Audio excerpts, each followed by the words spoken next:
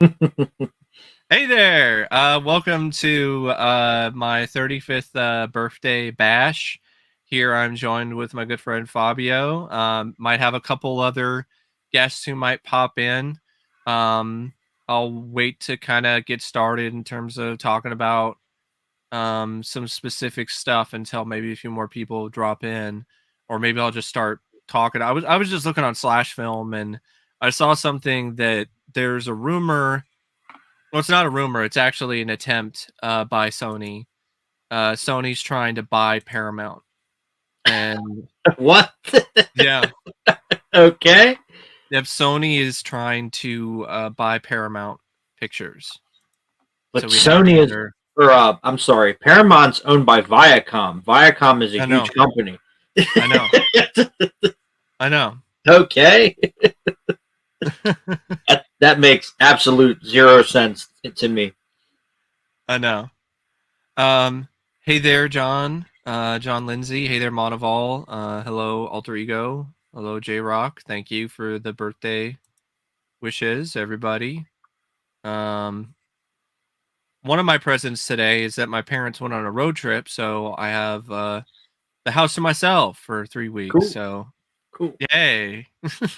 I'm not gonna. I wish I could invite Rebecca De Mornay over in her prime, and have some Was it risky you? business.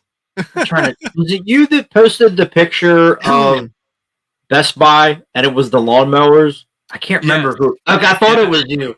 It's yes, true because the Best Buy here did the same thing. yeah. Because what to provide some context for some people, what we're talking about is I posted a photo I saw on Reddit where somebody took a photo of what replaced the physical media section at Mm-hmm. their local Best Buy, and it was a bunch of lawnmowers and lawn care stuff and grills and so on. At And I Best was Buy. like, no one's gonna go there for lawnmowers and grills. And I think that's yes, on paper that's more profitable if they sell them, but I don't know if they're actually gonna sell them. No. Like it just doesn't seem like something that they're gonna do for Best Buy. Nope. And But the other thing is they sell CD players, but they don't sell CDs.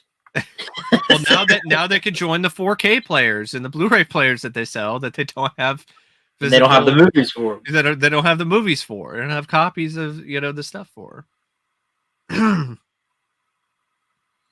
Hey there, Max Payne. Thank you.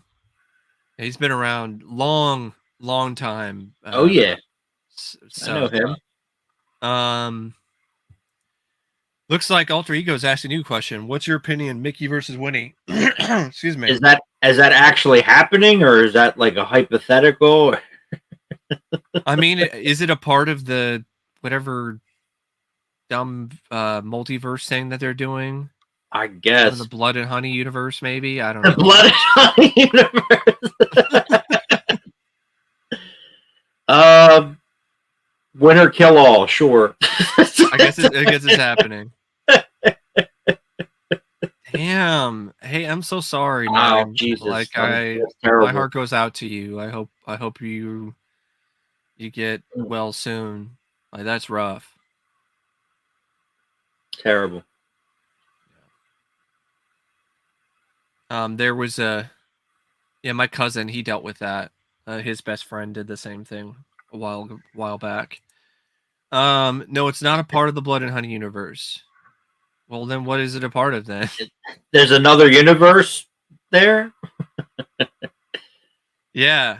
Yeah, that was pretty awesome. That was really Cool. cool. I'm glad I was able to do that when I still had the income to be able to go see Peter Well. So don't Oh have it yeah. right now. One part-time job, not enough to be able to afford that kind of stuff. Did you ask about 50-50? I couldn't ask him about anything because it was just Really? one of those you just show up, take a photo, go on your merry way. Didn't have time. Didn't have time to ask him anything. I Oh. just said thank you and I shook his hand. So I went a little bit farther. Like I didn't just like, oh hey, let's take a photo. Hmm. Told me to smile, and then there it was. There we were. Yeah, I don't do that. I would have had to buy an autograph. I think that's what I would have had to do because he had a table, so I would have had to like Mm-hmm.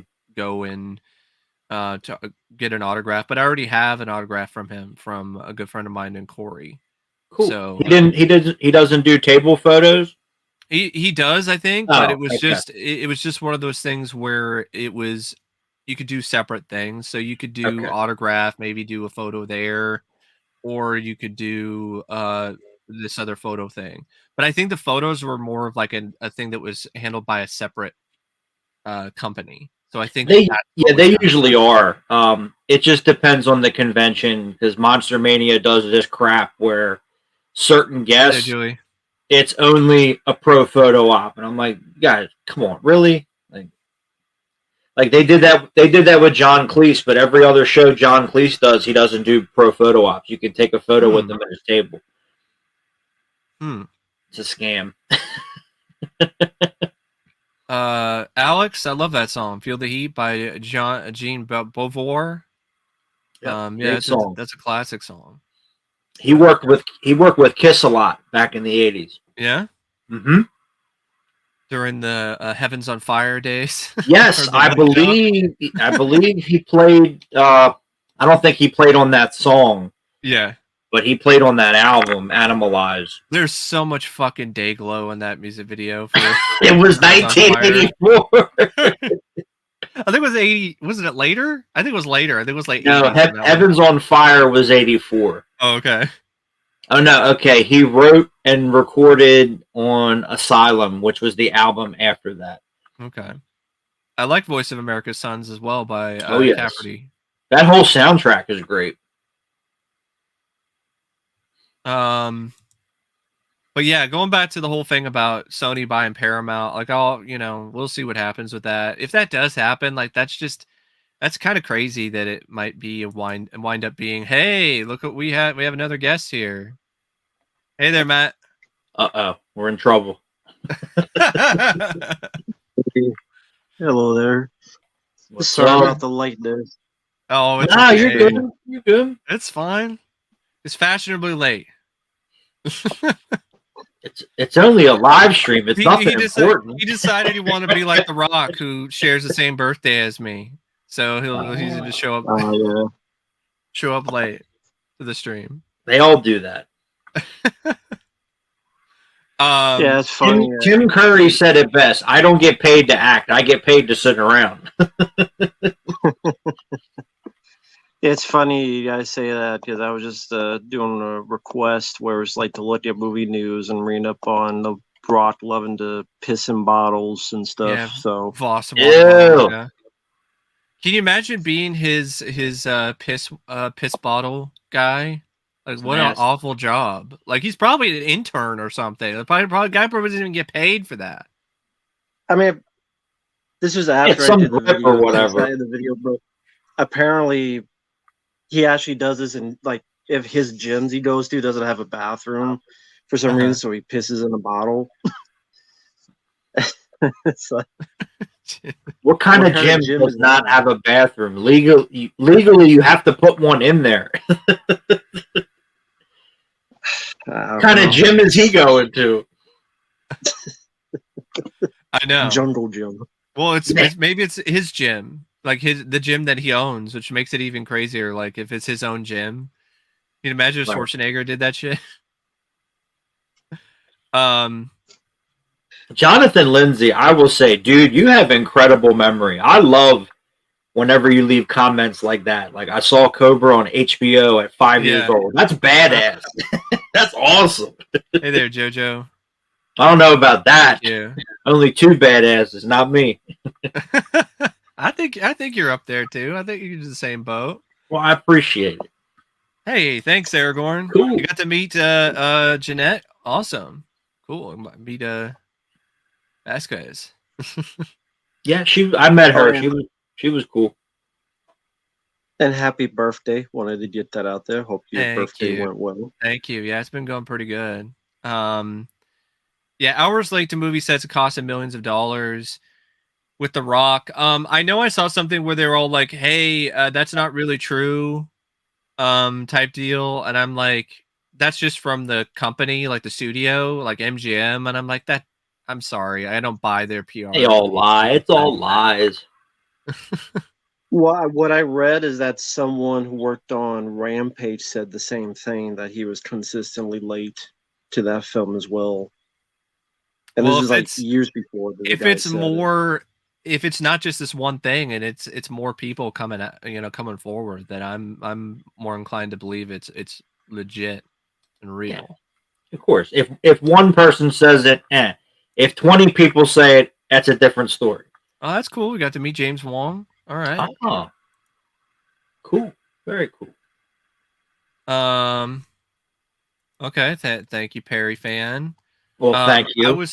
I was talking to Fabi about this earlier. What are your thoughts, Matt, on the potential that Sony might buy Paramount, and we might have another I've heard that conglomerate before. studio? I've heard that for a bit. I mean, I would not be surprised. It's like people didn't think Fox would be bought Happy off, and birthday, then eventually Tenchi it did. fan. Eventually, the Fox got bought out. Mhm. So, I mean, Paramount. What have they released lately that were big hits? I don't. I'm trying know. to think. Besides Don't know Mission for sure. Impossible Or Top Gun Yeah. Maverick. Yeah. That's it. But I mean, everything. Oh, go ahead. Everything else either broke even or flopped. And I don't know how their Paramount streaming service is doing. I don't know if it's even doing. It went to streaming. Speaking of that, purchasing Paramount. What do you mean by purchasing Paramount as a studio or purchasing Paramount Plus? Like, I have Paramount Plus, and it's I don't mind it. It's like one of the better streaming services. Well, I think he means the studio, which it's not a good idea because we get more monopoly. When you only have like 3 studios at the end of the day, then I think that might be the future of the industry. You're gonna have because Disney did it and got away with it, and then you're gonna have like just these conglomerates that just own multiple studios. So we basically have 3 studios, and they own like a bunch of other studios under their banner. But I don't know. Oh yeah, the Scream films. Yeah, Jesse. Yeah, those have been pretty successful for unfortunately.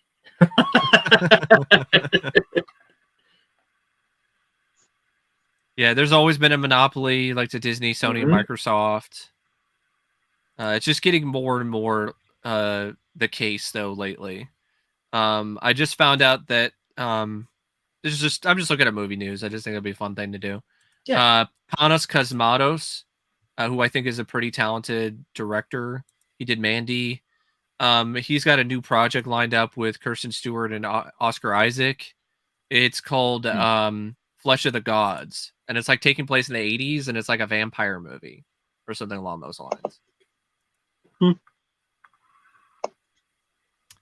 Hey there, man, Kentucky. Thanks for all your support, and I got a bunch of stuff. I got a bunch of stuff planned. That's for sure. I still got more requests I got to get to, and a few other stuff that I would like to do on my own. This month I'm going to try to do some wish list stuff, or my personal wish list of things that I've been wanting to do reviews of for a long time. Because you never know if YouTube's going to be here, the next year or the year after that. So, kind of want to take advantage of that opportunity while I can. Birthday gifts, I don't really get a whole lot. I mean, but I did order some stuff through eBay, and it actually came really quick. So I guess I could show those real quick. So I got ABCs of Death 2, which I'm gonna make it a full screen here. For a sec. I think I can do it this way. Solo layout. There we go. Cool. So I got ABCs of Death Volume 2, which I think is a really underrated horror anthology. Only had it on DVD. And then I also got The Hunted. So only had the DVD of that one. and I think that's a gem. Got The Fan, which I Cool. also enjoy. Tony Scott film. And then I got this set because it was a request for all 4 of these. And there's like a 3-hour documentary on the franchise that's included on this set, which I think is pretty cool.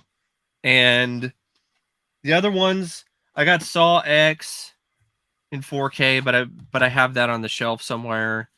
And I got these. This is Saw 2 and Saw 4 because of the fact that my previous Blu-rays that I got of those two were had disc rot.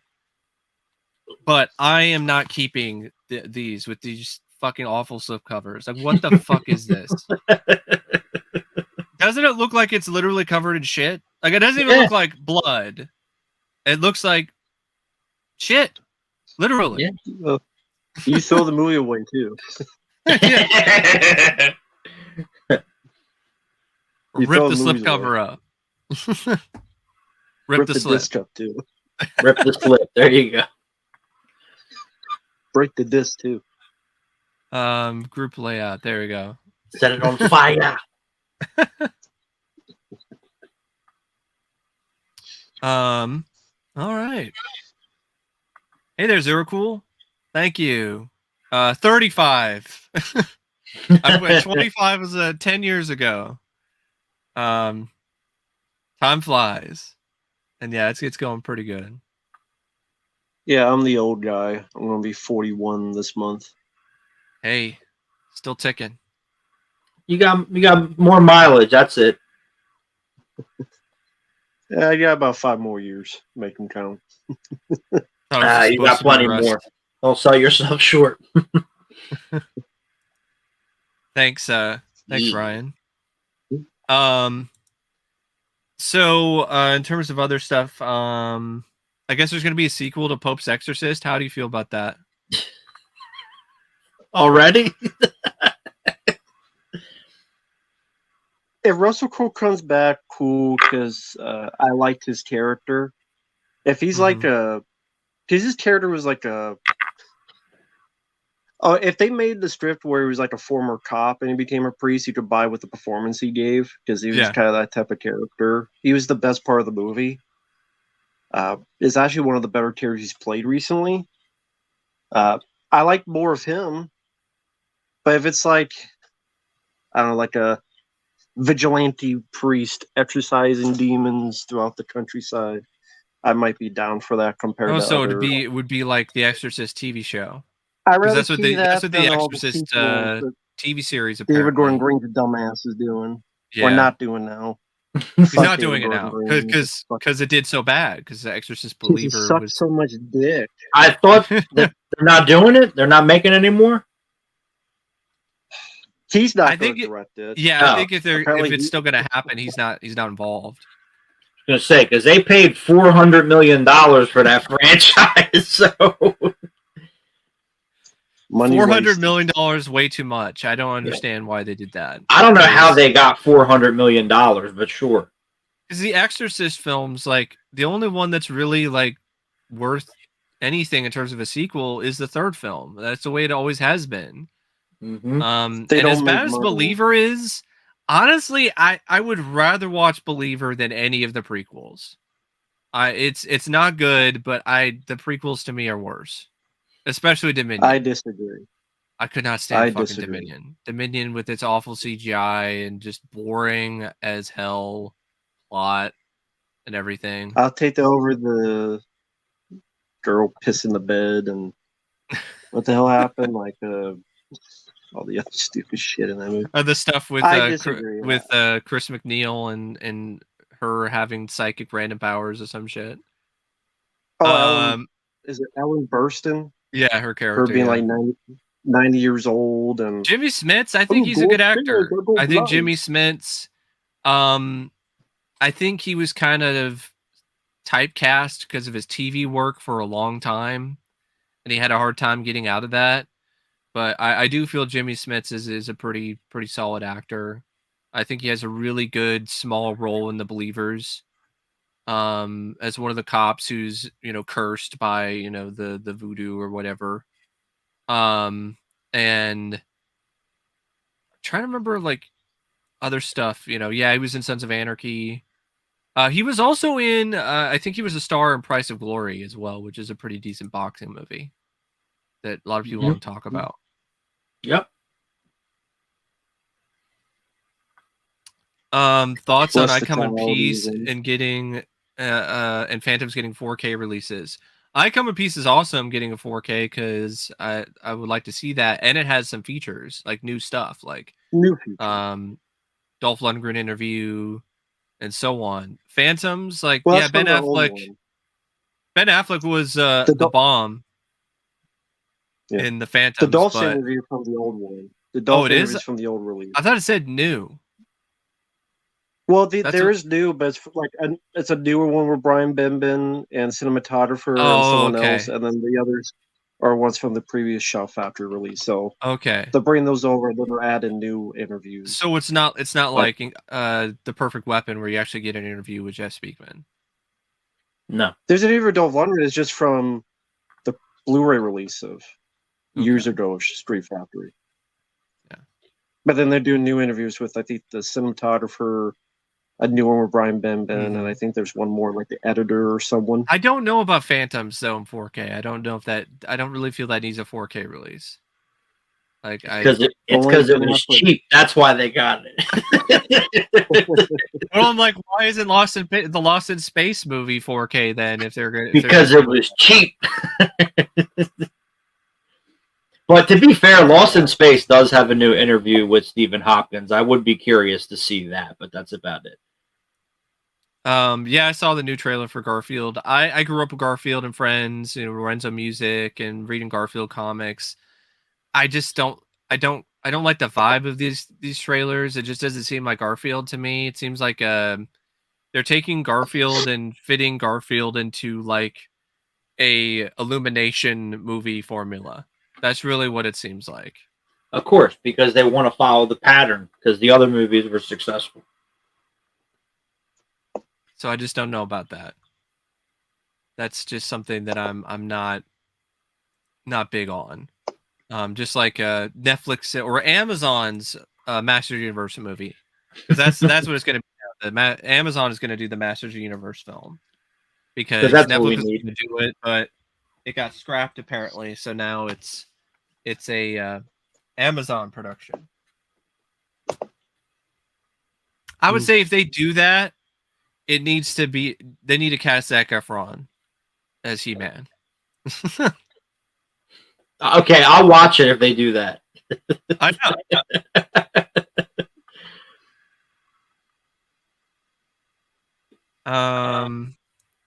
It's like, do I think Furiosa? No, I don't think it'll flop. I think it'll do pretty good. This guy told me he was so excited for that movie the other day. I'm looking forward to it, but like I get why people are not into it. I get it. I totally get it. I understand why. I think in large part because I'm a fan of Anya Taylor-Joy, so I give no shits about the movie. It's cool. The 4K release of RoboCop 2, that's cool. Like I'll get it someday down the road, but I mean, it's not like it has anything new. It's just a 4K transfer of the same remaster that they already did for the recent Blu-ray. Is there new features or no? I don't think there is any new features, if I remember correctly. I'd have to double check. Oh, that blows. I've been saying her name wrong the entire time. It's not Anna Taylor-Joy. It's Anya. I'm an idiot. I'm an idiot. Just like what's her name? Mary. I think it's Mary Mouser from Cobra Kai. I was saying Moser, and like people were like, "It's wrong." I'm like, "What do you mean it's wrong? That's how it's spelled." And they're like, "No, it's Mouser." I'm like Ninja Turtles. They're like, "Yeah." I'm like, "All right, I'm an idiot." That's cool, Callum. I'm looking forward to that one. I really want to check that one out. I'll probably check it out sometime. I heard it was good. People told me it was good. Oh yeah, Stranded, the Tex Fuller film that people have pretty much forgotten about, like all across the board, only released on VHS. I haven't seen it, but I did find the VHS rip. It's on YouTube. That's an obscure one for sure. They're doing a Scooby-Doo live-action drama series. Like, really? Who the hell's gonna watch that?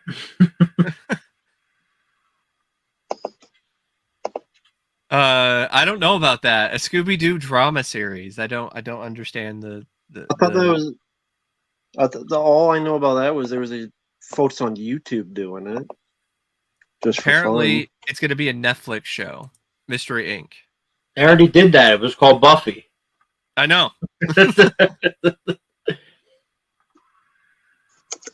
I didn't see the 45th anniversary re-release. I already saw Alien in the theater. I saw it when they released the director's cut in theaters years ago. So I already saw Alien in the theater. So no, I didn't go check that out. Thought about doing so Mummy, but I guess Netflix did steal these guys. That's why okay. there is a YouTube channel called Mystery Incorporated where they just want to do like a Scooby-Doo but Buffy type for like 4 years ago. So I guess Netflix stole their idea. I guess a lot of people liked it. They like one episode, but 2, 3, 4 years ago, and I guess they stole the idea. Good job, Netflix. Yeah, it's a Greg Berlanti. He's going to be behind it apparently. They did a Magic School Bus one like that, but it never went anywhere. Because I know the Fresh Prince, that went viral. The Fresh Prince of Bel-Air dramatic trailer, and then it became an actual show. And it was god awful. Right. Speaking of things that'll probably be god awful, and there's like 2 Evil Dead films in the works apparently. I don't know why. Because that's what we need. Or a Rosemary's Baby prequel. You know we're getting that because of the first Omen. The first Omen was successful, so that's why we're getting Rosemary's Baby prequel, because that's what they think we want. What's it going to be called? Rosemary's Baby: The Conception? It's probably going to be about the cult that populated the apartment or whatever. That's probably what it's going to be. Yeah, that's because that's what people want to watch.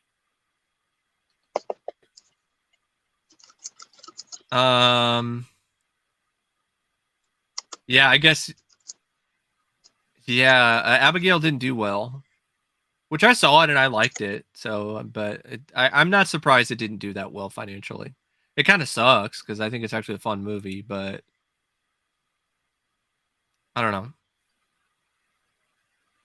Just have to wait and see on that one. But yeah, it didn't do too hot apparently in the box office. They're doing an Oz sequel show. Like, really? Like, Oz the prison show? Yeah, Oz the prison show. Alrighty then. Running out of ideas. That's what's happening. I'm like, okay, if you're going to do that, can we do more Tales from the Crypt? Let's do a new Tales from the Crypt season. I'd rather they were going to do that, but it didn't go anywhere. Well, they were going to do something different. I remember it was this awful TNT thing that was going to have M. Night Shyamalan Ding Dong involved with it. It was going to be a ripoff of American Horror Story, but it was going to be Tales from the Crypt. I guess some people are upset about AI being used for some kind of documentary that Netflix did. Might as well mention that this. And I got another guest actually. I got my co-host. What's up, motherfucker? Happy birthday! Thank you. How's it feel to be 35, man? It feels okay right now, but I'm pretty sure if I do any strenuous activity, I think it'll probably not feel so. I've been 35 way before you have, actually. So you really ripped me off on this one here, Mike. Pretty obvious. We're just talking about AI, Josh. How do you feel about AI in media? I think it's like, what the fuck happened to honing a skill yourself with your own brain and putting the 10,000 hours in, and instead, I mean, isn't that going to create some kind of like mental atrophy eventually amongst the masses if people just stop learning skills and let computers do everything? Could be. We're kind of Totally already could. there. Little For bit. being honest, it's just going to get worse. But we're Yeah. already there with apathy. I am With, not using a goddamn AI machine to generate music for my band ever. I'm just going to tell you that right now. I would Nope. feel like such a phony. I think if You get I it. think, Yeah. I think if AI is used sparingly as like a tool in media, I don't necessarily have a problem with it. It's to me, the issue is how it's utilized and the guidelines that are created in terms of its utilization. The fact that it's utilized and machine learning algorithms are being used in media, especially the film industry, that's not really something I necessarily have a problem with because it's already happening. Like with Dune Part 2, for instance, they used machine learning for some of the visual effects. So for me, and that's just how it is with the industry. It's always been that way. The industry, the film industry in particular, is always about being on the cutting edge and like new technology. And there's been tons of jobs that have been replaced in the process. I mean, look what happened with CGI and all the jobs that replaced in the industry. So I think it's just as soon as AI was implemented and was able to be used in that capacity, it's just something that was always going to be a part of the industry going forward.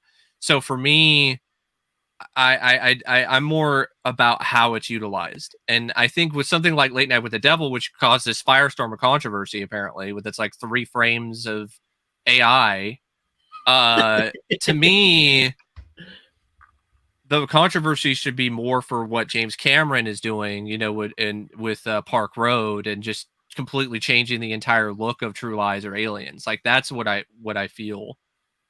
well, the thing is, the ire should be pointed towards. With any tool, whenever it gets created, it always gets overused and abused. Almost pretty much any tool that ever gets manufactured, if it's cheaper, if it's faster, if they feel that by doing this, they're going to save money and create more bucks, which they're needed because they're losing more and more money. Box office is going down. I know you're in the music industry, I believe. Are you in the music industry? Me? More so, you say you had a band? Yeah. Yeah. Yep. So I wanted to ask then, like we see in the movie industry, a lot of business going down. Is that the same in the music industry, or is it now that with technology being advanced, or is it?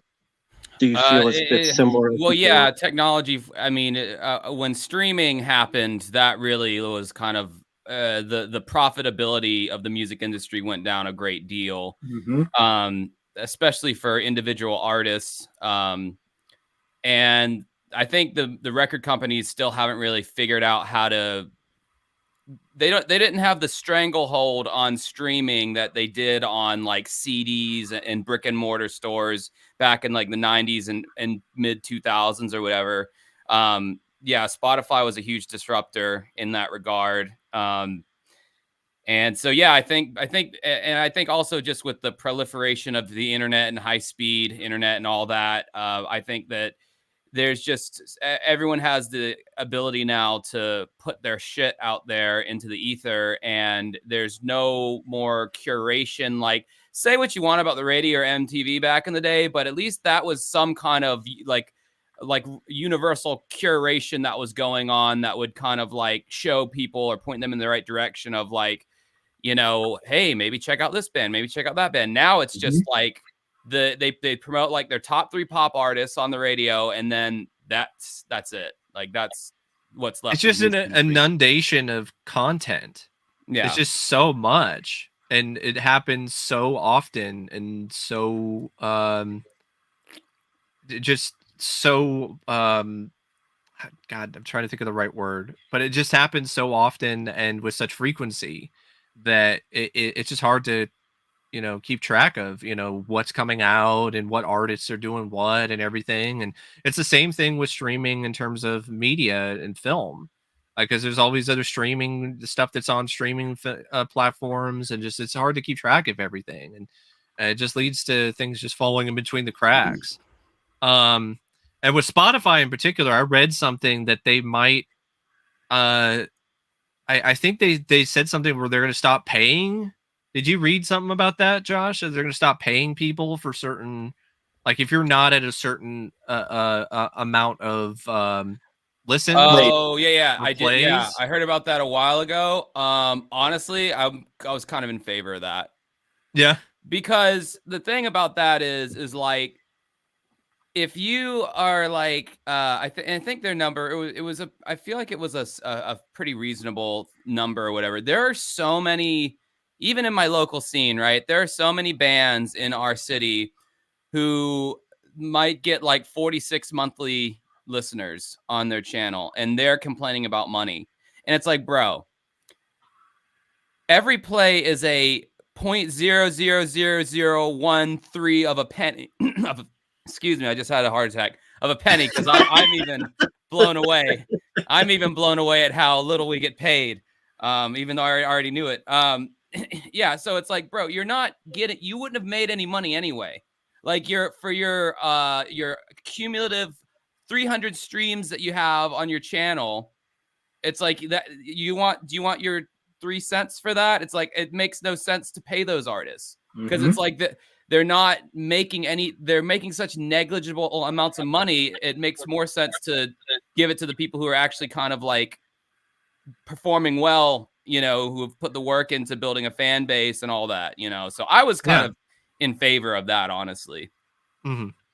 But I mean, make no mistake, we're not getting paid either way, the musicians. I mean, like honestly, selling merch is the only way you're making any kind of money.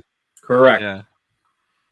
Thanks, Ghastly. Thanks for the kind words there. I'll definitely do my part to spread my love or my disdain for certain kinds of cinema.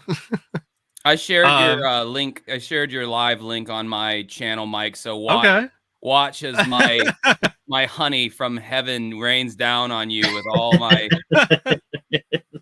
watch as your channel gets raided by all these people.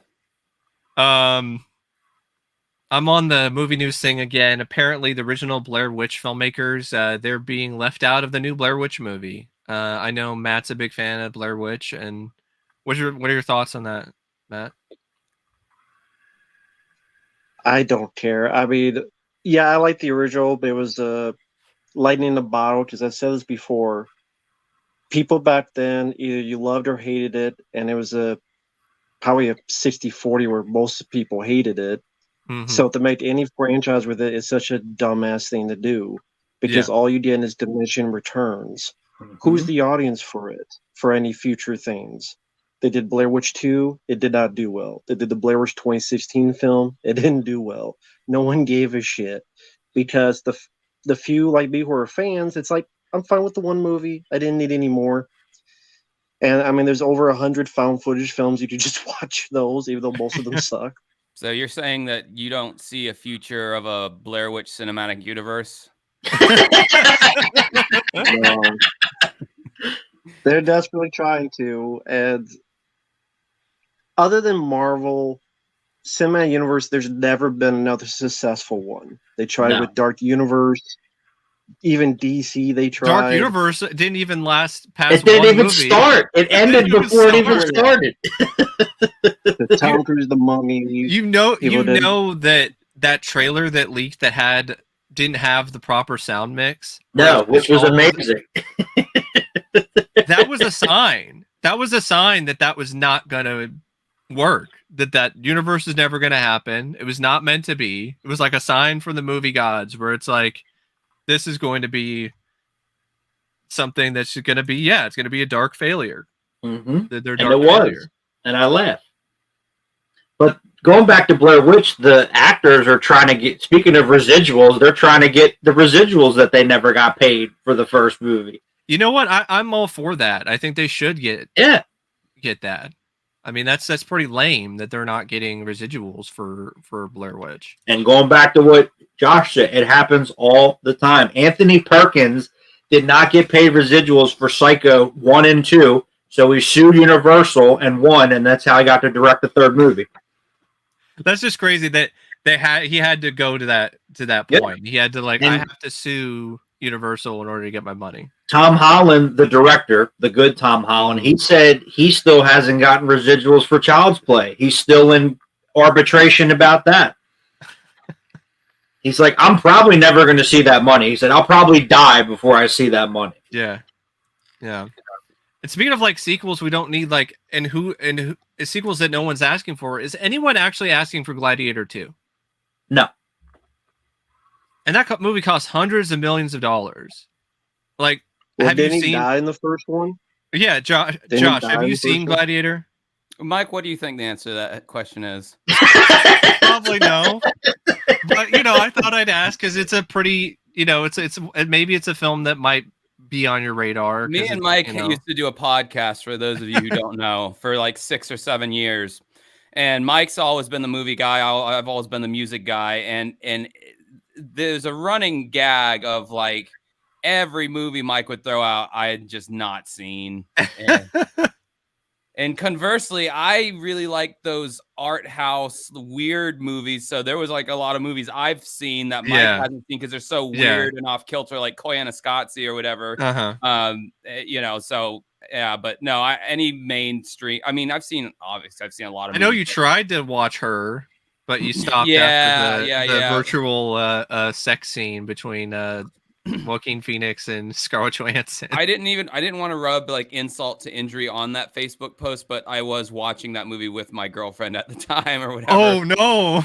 Yeah. And it's so awkward. Yeah. When that scene came up, we both just started busting out laughing and we had to turn it off. It's because I loved the cinematography and it looked visually like a movie that I tend to like.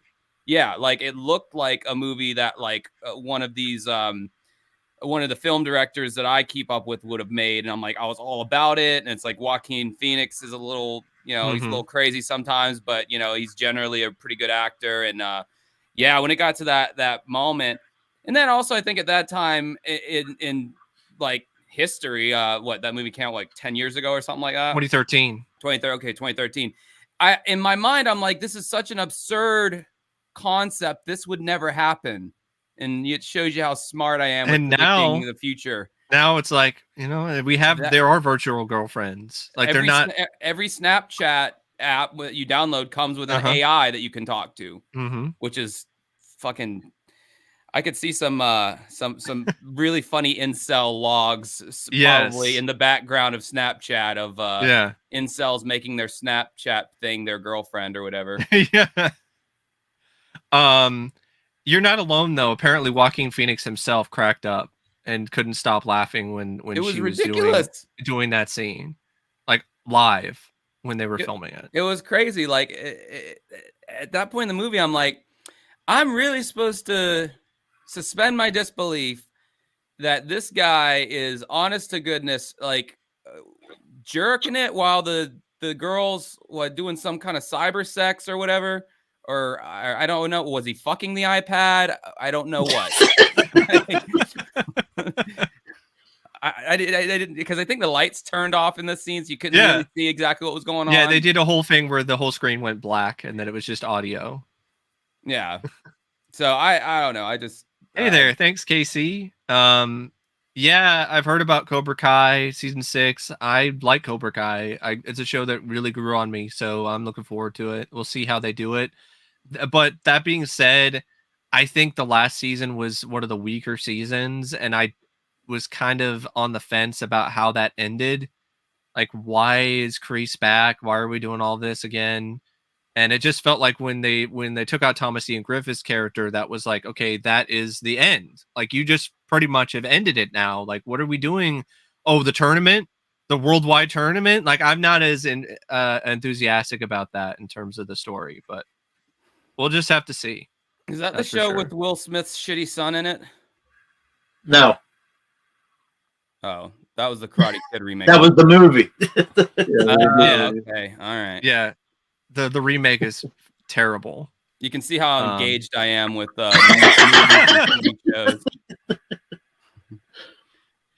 Well, what is the last film that you watched, Josh? Fucking Nat. Well, last film that actually last night I started rewatching the Trailer Park Boys' first movie. Yeah. That's technically a movie. Yeah.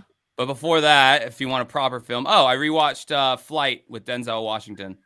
Okay. I've Really heard of like that that one. one. I haven't seen that one yet, though. Uh-huh. But I See have heard of there? it. I've seen stuff.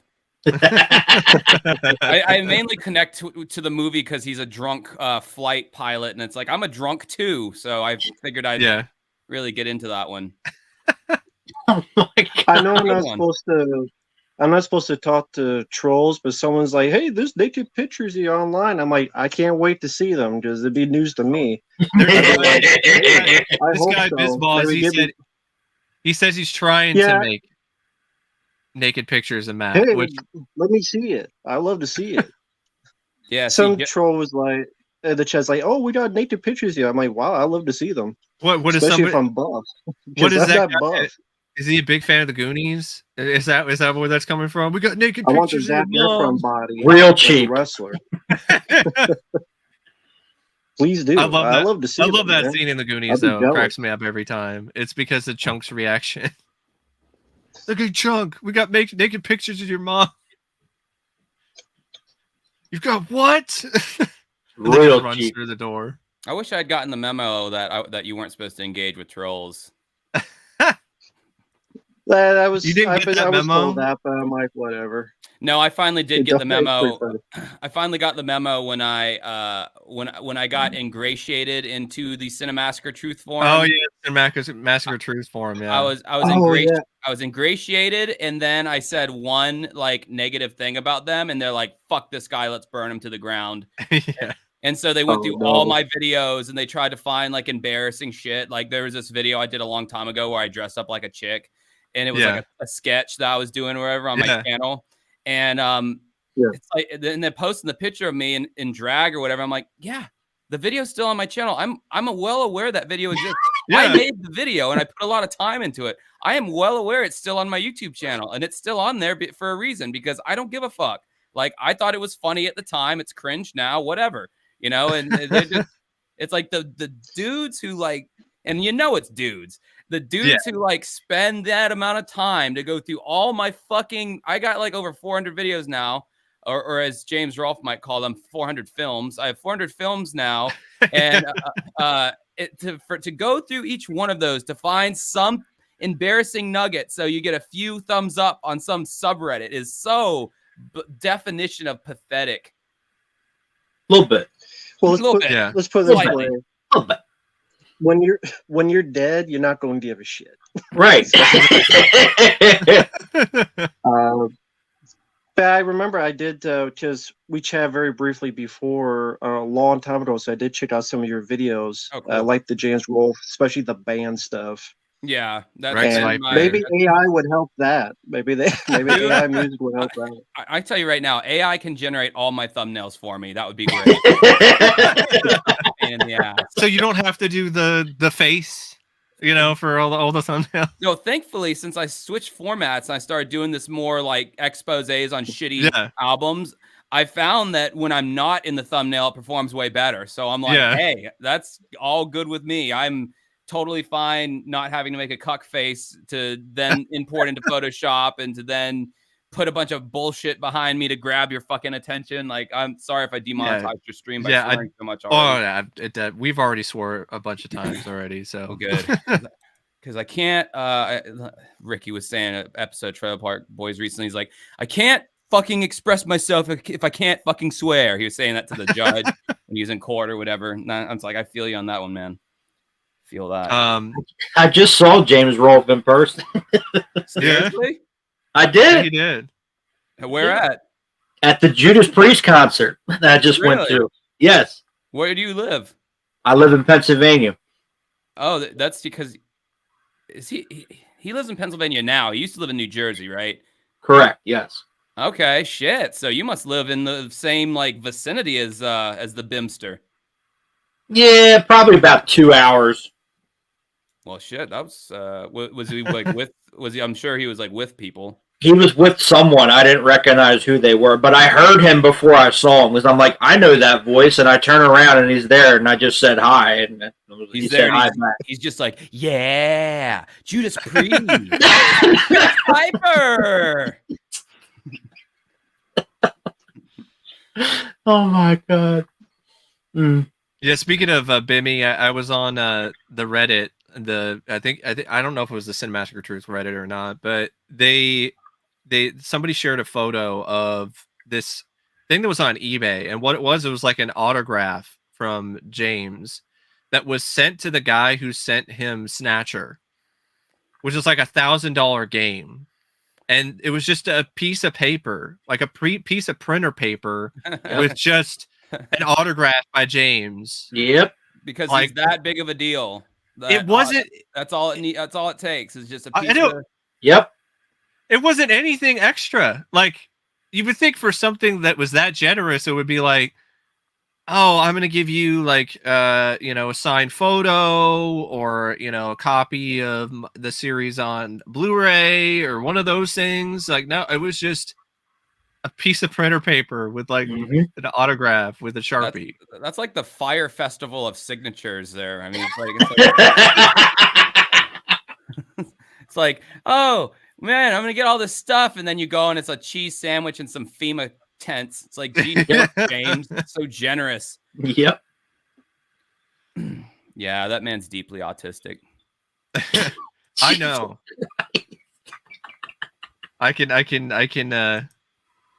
can recognize my own kind.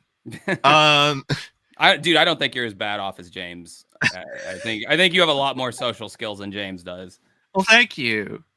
Yeah, Appreciate it. I've come a long way. We were able to maintain a podcast for like 6 or 7 years, and I would say I do a better job doing a podcast as a co-host than James does. Oh my god, he was so bad on those podcasts. Jesus Christ. Oh yeah. He's just like, At least he actually talked. Yeah. Yeah. Yep. Yeah. Sure. Is he related to Willow Smith? I mean, if Does she do that a lot? Yeah, they did an interview with Snoop Dogg, and every other word out of her mouth was yeah.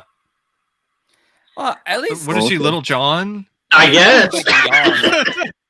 I mean, she, young, awkward. I don't know that she has an excuse because of her youth, I guess. But when James was doing the podcast, he was like probably in his mid to late 30s. It's like you should have developed. Like, I had done a video. Sorry if I'm talking too much about James Rolfe here, but I had done a video about James appearing on the Opie and Anthony show back in the day. Oh wow! And this was like back when James was like peak angry. I remember that. Actually angry in his videos, like 2007, 2008, whatever. And he calls into the show, and he's the same James that he is on his podcast. He's, they're asking him questions. So you're playing all these shitty games. Oh, it's pretty cool. And he's like, yeah. And they're just like, kind of like, then he finally gets the phone, and they're like, geez, this guy gave us nothing to work with. We ask him all these questions. He's just, yeah. And it's like, okay, as a radio DJ, I probably should have another question lined up there because you kind of put me on the spot here. But it's like, it's so crazy to watch him as like peak James in those videos. And he's so expressive and emotive and passionate. And then when he turns that switch off, man, he's just like catatonic. And it's like, maybe that makes him a really great actor. I don't know. He's not great anymore. But back in the day, he could really. There are some actors who are like that. They're not very conversationalists. Like they're not good conversationalists. But James also had a cameo in the Plan 9 from Outer Space remake. Apparently, I think he was also in that. They did a remake of that. Yes. What? Gee, that's the first time you heard of that, Fabio? I never heard of this before. It's called Plan 9. I would just say with James, yeah, they expect him to be more like Mike Matei, I think. Just whether you like or hate the guy, he's definitely much more expressive. And I think that's where James got a lot of that from. Is from Mike. Yeah, but he got a lot of it from Mike. They say that the angry video game nerd is Mike Matei, but James was the guy to play the character. And to me, I mean, that's all the skill right there is playing that character and selling it in the way that he was able to for so long. In contrast to modern nerd episodes that are just so like forced and just a husk of its former Did you try to, hey Fabio, Matt, did you watch his recent one? No. Oh, it's so No, bad. The Horse Prince or whatever. Yeah, I did a live stream on that one. Yeah, that was. I mean, It's- I didn't see that. Sorry. Go ahead. His acting has hit a new low. The shtick with this one is it's a cell phone game, so now the nerd character can walk around with a cell phone, you know, like with like getting his reactions unfettered to sets, you know, and all that. And it's comedy gold. It does not bring. It was just just the over exaggerated reactions to any little thing that happens in his videos now. Things that in the past he would have just like kept rolling right along. Like I made a comparison in one of his old videos. It was like he was reviewing some computer game with a multiple choice, and one of the choices was my pet frog horny. And in the old nerd episode, he's like, my pet frog horny? What's that about? And then he goes to the next scene. And I was saying how if that had been a modern AVGN episode, he would have been like, my pet frog horny? They called my pet frog Horny. What's up with that? Oh my God, his fucking name is Horny. He would have milked it for like 2 minutes and it wouldn't have been funny at all. And it's like, that's what he does now. And it's like, it's just fucking cheesy. Speaking of milking things, I saw that there's going to be a new Running Man. I thought that was going to go in a completely different direction, Mike. No. Thank God. I'm not going there. But yeah, another Running Man. Edgar Wright's going to do it. Apparently, Glenn Powell is going to be the star. Because he has a career all of a sudden. I know he's in everything. What kind of deal with the devil did he make to get all these fucking roles? I don't know. Like he was fine in Top Gun. He was the guy in Top Gun Maverick who was what's the So character's wonderful, I name? remember him. He was in Expendables So good, I 3. remember him. Oh yeah, he was in that. I forgot he was in that. See? Which one did he play? Did he play the parachute guy? Or he was the parachute guy. Oh, he was the parachute guy. Okay, no wonder. I guess because he had sex with Sydney Sweeney in a movie, he's important. Yeah, now. Anyone But You was a surprise hit, and he's in Twisters, the sequel to Twister. Because that's what we need. I'm more into the 4K of Twister coming out, not the Steelbook, because the artwork is trash. I don't understand. Is there any new features? I don't know yet, but I know there's a really good Atmos track on it. Another 28 years later sequel. So they're doing another 28. Films? Yes, I saw that today. I saw that was announced. I'm like, why? I don't know. I don't get it. We're at the point that we're remaking a movie, like a foreign film called Speak No Evil. Like it came out last year and they're already remaking it. And there's a remake of it coming out this year. Well, that's common. Later. I mean, when they did The Ring, a few years later they remade that. So I mean, that's usual. Yeah, but like a year later, like even then, like less than a year later. Baby, I think 3 Men and a Baby from the 80s with Tom Selleck, that was a remake of a French comedy. Yeah. That was not too long after. Okay. The Birdcage, I think, was another one. So that's a common thing. True Lies. True Lies is a that was remake of a French film. Yeah. So it's not too uncommon. Fabio, what do you think about Ballerina, the John Wick spinoff? Why the fuck do I want to watch that? Why? I know. I don't know why they're trying to make John Wick into a cinematic universe either. Because it made a shit ton of money, and they're like, well, we can try this because Keanu's getting older, so. Yeah. Did you see Jerry Seinfeld's directing a movie? Oh yeah, the Pop-Tart thing. Yeah. Yeah, that I read about it yesterday. Honestly, it sounds pretty interesting. I'm gonna check it out when it comes. It could be interesting. Although I know Jerry Seinfeld made some statements about the industry and how no one really cares that much about movies anymore, and movies aren't a part of the popular lexicon. And I was kind of like, what are you, Jerry? The one movie you did was B-Movie, and that was notoriously terrible and was a bomb. So I don't really think you're the guy to be talking about the state of the industry. Like we're talking about like the television or stand up maybe, but like I feel like he's got a point, but like at the same time, it's like Jerry is notoriously gotten very curmudgeonly with well, he's always been him and Larry David. That's why they worked so well together. They're both like same levels of curmudgeon. So you know, whenever Jerry speaks about anything pop culture wise, you're not really going to look to him as like the enlightened guy who's going to be like, oh yeah, man, I'm rolling with the new ideas and what the kids are doing. No, he's stuck in the 1980s. Like he's, you know, he probably doesn't, you know, find any comedians funny anymore. He probably doesn't, you know, like anything that's like new. Speaking of Jerry, like I saw an interview, it was on one of the Facebook reels, and it was like from a podcast, and Rob Reiner was on this podcast, and it was with someone else. I think it was Larry David. It was Rob Reiner and Larry David, and the host was talking about how Seinfeld, like, it was not a hit show initially at all. It was doing pretty bad in the ratings. And nowadays, like, it wouldn't have lasted beyond maybe a season or two if it was lucky. And they had the patience to work with it. And apparently the network was just like, what is this show? This show is literally about nothing. They didn't even want to air the Chinese restaurant episode, which is one of the more iconic early episodes that I think really showed the potential of the show going forward. And it was up to like Rob Reiner to like talk to the studio heads and be like, no, I believe in this show, and this episode in particular, like it has to air. Like we can't not air this episode. And you know, aren't you glad that they did finally air Seinfeld, because the industry really did learn a lot of lessons from trying something new?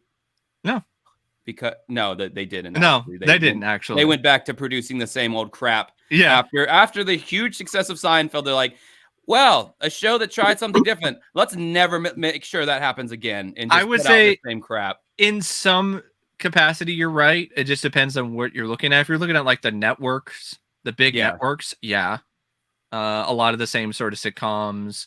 When Friends came out, it was just a lot of like just trying to do Friends. I mean, it's some like other sort of form of Friends till the end of time. That scene when Family Guy was getting canceled, and Peter Griffin's like, you know, he starts naming off all the shows that Fox had canceled, and he went on for like 30 different titles. He's like, oh, I'm sure, you know, I forget what the joke was. He's like, Fox has had plenty of great shows that never got canceled, such as blah, blah, blah, blah. And he's like naming Firefly, all these shows that got canceled or whatever. And it's like, yeah, you know, that's how that shit works. You know, I mean, it's like that in the music industry. Back in the day, bands would sign 3 to 4 to 5 album record deals. They would have the first 1 to 2 full-length records to flesh out their sound, and if their sales didn't improve by like the 3rd or 4th record, they got dropped. Nowadays, it's a 1-song deal. If that one song doesn't blow up on TikTok, then see you later. You know, like we're moving on to the next. So there's no room to develop any kind of ecosystem for something that's actually like of substance. You know, it's all about being instantaneous. It's all about, you know, now, today. We want a good investment on a good return on our investment, you know, instantly. Like we don't want to let things, you know, actually make art or have any kind of like choices anymore. You know, it's like, speaking of music, what are your thoughts, Josh, on the Michael Jackson biopic? Dude, my friend Thaddeus has been gassing this fucking movie up to me for like the last year now.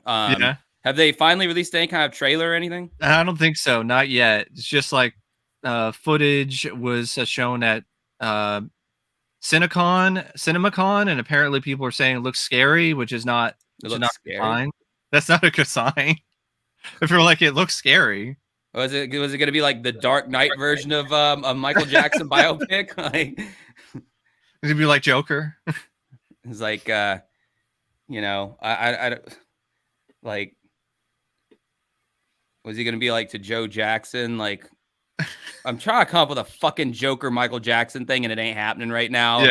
But so I'm just going to abandon that. I don't know. I mean, I in general, like I don't know. I haven't really liked a lot of the music biopics that have come out. I really liked Rocket Man. It was a musical. It was a fucking musical. Yeah. I was so excited to see an Elton John biopic that was going to be like a movie, and it was a fucking musical. But it makes sense. It's Elton John. It's like, yeah, I get it, you're gay, but I mean, you know, it doesn't have to be a musical, man. Like, I thought it worked. I just, when I saw it was going to be a musical, I was like, nah, I'm good. I wanted to see him, like, you know, sniffing the hard stuff in Studio 54 in the 70s and fucking banging dudes and shit. It was at least a little bit harder than Bohemian Rhapsody. It was rated R. Like, it did go farther than that film. What was this? What was this shit about Bohemian Rhapsody? Is that like the band had full, like, they kind of revisionist history and stuff? They did. Yes, half of that movie wasn't true. Yeah, and something about like the Wembley they didn't show the, like, Freddie was notorious for having these just unbelievably insane parties. They didn't show any of that. And control his image and all that. And also, they didn't even show what Freddie was capable of when he was diagnosed with AIDS, and like the inspiring story of him going and showing up to the vocal session for The Show Must Go On, and just looking like absolute death, and just downing some vodka and just killing the vocals. Like, they didn't go that route. They just ended it at Live Aid. Yeah. And I was like, that's lame. Like, that is so inspiring. That would have been amazing cinematically. That would have been such a powerful scene. I think that's also why Sacha Baron Cohen left the project. Oh, probably, yeah.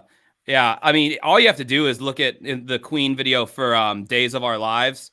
I think that's the last video Freddie did before he died, and oh my god, he looks so bad in that video. He looks so sick. You feel so bad for the guy. Yeah, I thought Rami Malek wasn't great either. I don't understand why he won an Oscar for that. I don't think because it was about Freddie Mercury. That's why. I mean, it is what it is, but they're also doing Amy Winehouse movie Back to Black. I've seen that trailer numerous times. Dude, that bitch died at 27 of alcohol poisoning. What kind of? I mean, I'm a functioning alcoholic, and I'm sitting there going like, "God damn, Amy, put the bottle down." You know, like Chris Farley.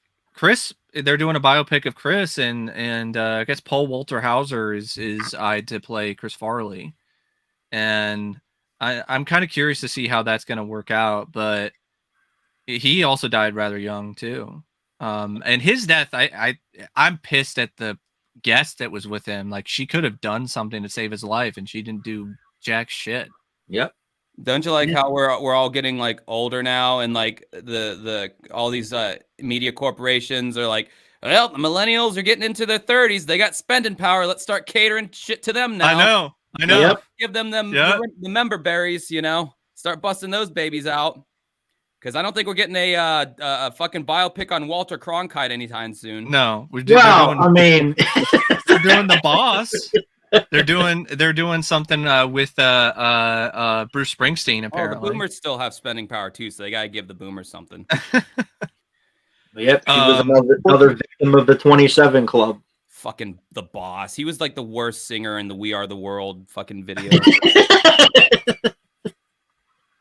Fuck that shit up. To go back a bit, since it kind of fits in this. The question way before about Jerry Seinfeld, what he said about the movie industry. I was reading up a bit to give more context to it. I actually do get what he means. Okay. And the fact of, I think a lot more people have a bit apathy to movies. Yeah. Even if you like them, they're not films like Die Hard or something that, more than likely I'm going to see this like lasting. Even if you like the film, maybe it'll last in your memory like a year at best. Okay. But I think audiences are just a lot more apathetic, especially nowadays when they just have much more than just movies to go to. They have TikTok. They have their YouTube. They have all this other stuff. Not only that, but younger audience are now their own movie stars, whether it be YouTube or you mentioned TikTok or Twitter or whatever the new website. Now they're creating their own movies, their own shows. I mean, YouTube is the cable of today. Are you saying I'm not a movie star? I feel like I am. Nothing wrong with that. Bro, I'm rolling, It's just up, one on, of those things I'm that- rolling up on 13,000 subs, so you better watch out. But just this sense of like, I think for movies in general is this, even if you like them, it just feels like compared to back in the day, there's a lot more apathy, just a lot less interest. Where I need to go see this, or it's become like a pop culture. I would It's not a say lot of movies nowadays become like a pop culture thing. seeing Like films even is the more of a past 5 niche. years. It's more of a niche thing from people who are already big fans of cinema, so they're just kind of continuing on with that. So in that context, yeah, I can agree with Jerry in that regard. You know, that it is, there aren't as many pop culture phenomenon films, and if there is, And also, it's like a meme associated with it. Like Yeah, with like Dune Part Barbie. 2, it was a meme, the popcorn bucket meme that was going around for a bit, that you can fuck the popcorn bucket. Like that was What? what was What? that was I a missed- meme. I missed You that don't one. remember that? No. Please tell me more about fucking this popcorn bucket. So I don't So even there- know this either. So. there was a popcorn bucket that was available from like a theater, and it was like, AMC theaters. and it was the top was like the sandworm, and the internet took Okay. that and ran with it and was like, oh, you can fuck the popcorn bucket now, you know, because it's got Why? a hole, and you know, rib, you know, like the stuff with the sandworm They like mouth sandworms and that everything. much? I mean, you put a little bit of that artificial butter in there, it could feel pretty good. I don't know. But Try anything once. like with anything on the internet, like they killed it in a short amount of time Yeah, because because they just overdo it. overdid the memes, and then SNL did a whole skit about it, and then it was just dead at that point. Yeah, because The whole SNL popcorn hasn't been thing. funny in 30 years. What so. was up with Saturday Night Live randomly having that one funny Beavis and Butthead skit out of nowhere recently? I'm like, okay, more of this, please. Like, I actually I'm like laughed. the opposite. Like I thought that episode, I didn't laugh that much at it because I'm not really the type of guy who laughs my ass off out of people just like trying to hold in a laugh.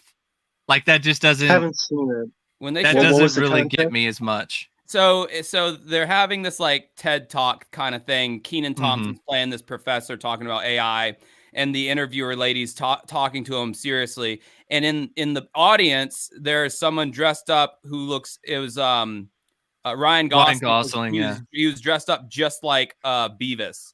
Yeah. And Keenan Thompson's character keeps getting distracted because he's Beavis is just sitting there. He's not doing anything. He's just a guy sitting there.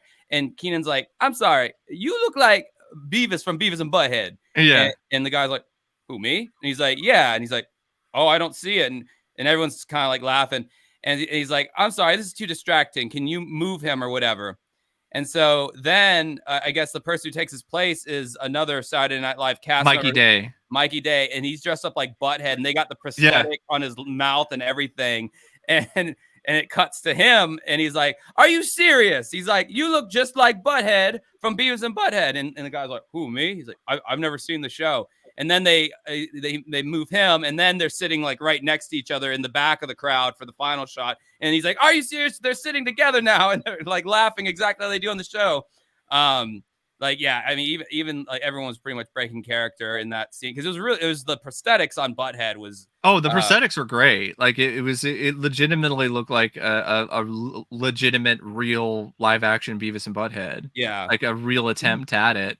And I guess Ryan ran with that because he showed up in that makeup with Mikey Day in the Butthead makeup for the premiere of the Fall Guy at the red carpet. Yeah, I saw that.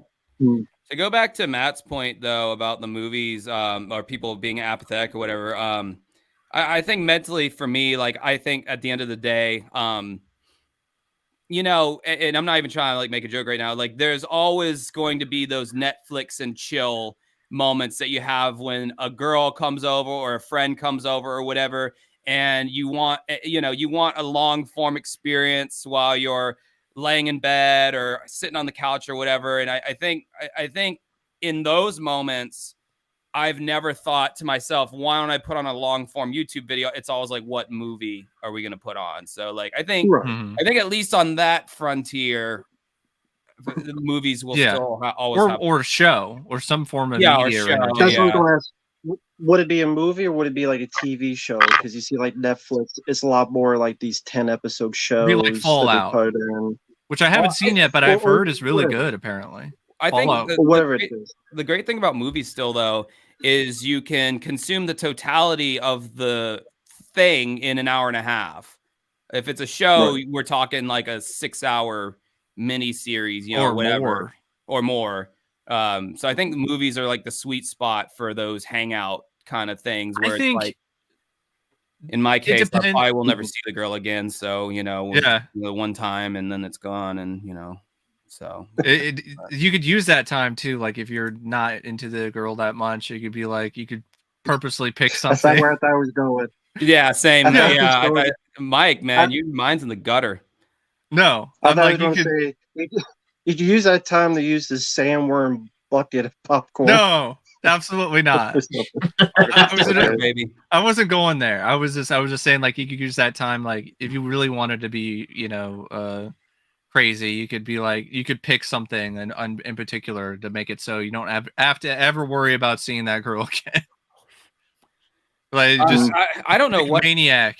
I don't know what possesses me, but like the amount of times I've shown girls Koi and Ascotzi and made them sit through the whole 2 hour and 15-minute.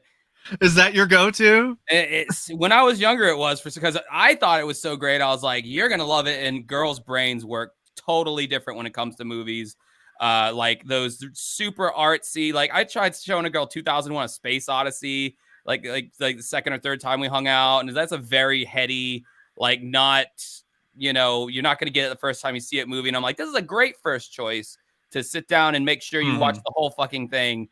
I've shown girls Der Untergang, which is a German movie about like the last few days of Nazi Germany, and it's in German, so you have to read English subtitles. I've made great choices in the past for ensuring I didn't get laid that night. Yeah, that's what I'm saying.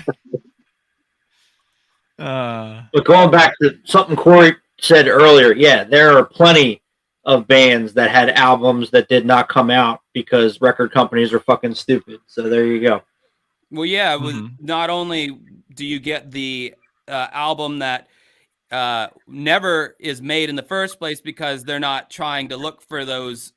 It's almost like the mid-budget movies of the 90s that came out all the time that turned out to be cult classics most of the time, 9 times out of 10.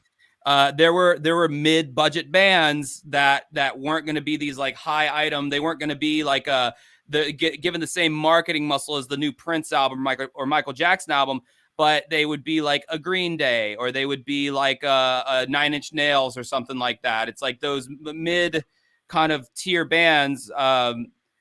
They would still push that, and sometimes they would make an album, and for whatever reason, either the label had an issue with the band or there was some kind of dispute, and the album would get shelved, meaning that the album exists, but it will never get released to the public, and the band's not allowed to release the music. That to me would be the worst. That sucks. That's that's like making a whole movie and then that happening. You know? Sometimes whole artists' careers will get shelved where they will still be signed. They will still be under the ownership of like BMG or Universal or something, but they cannot leave.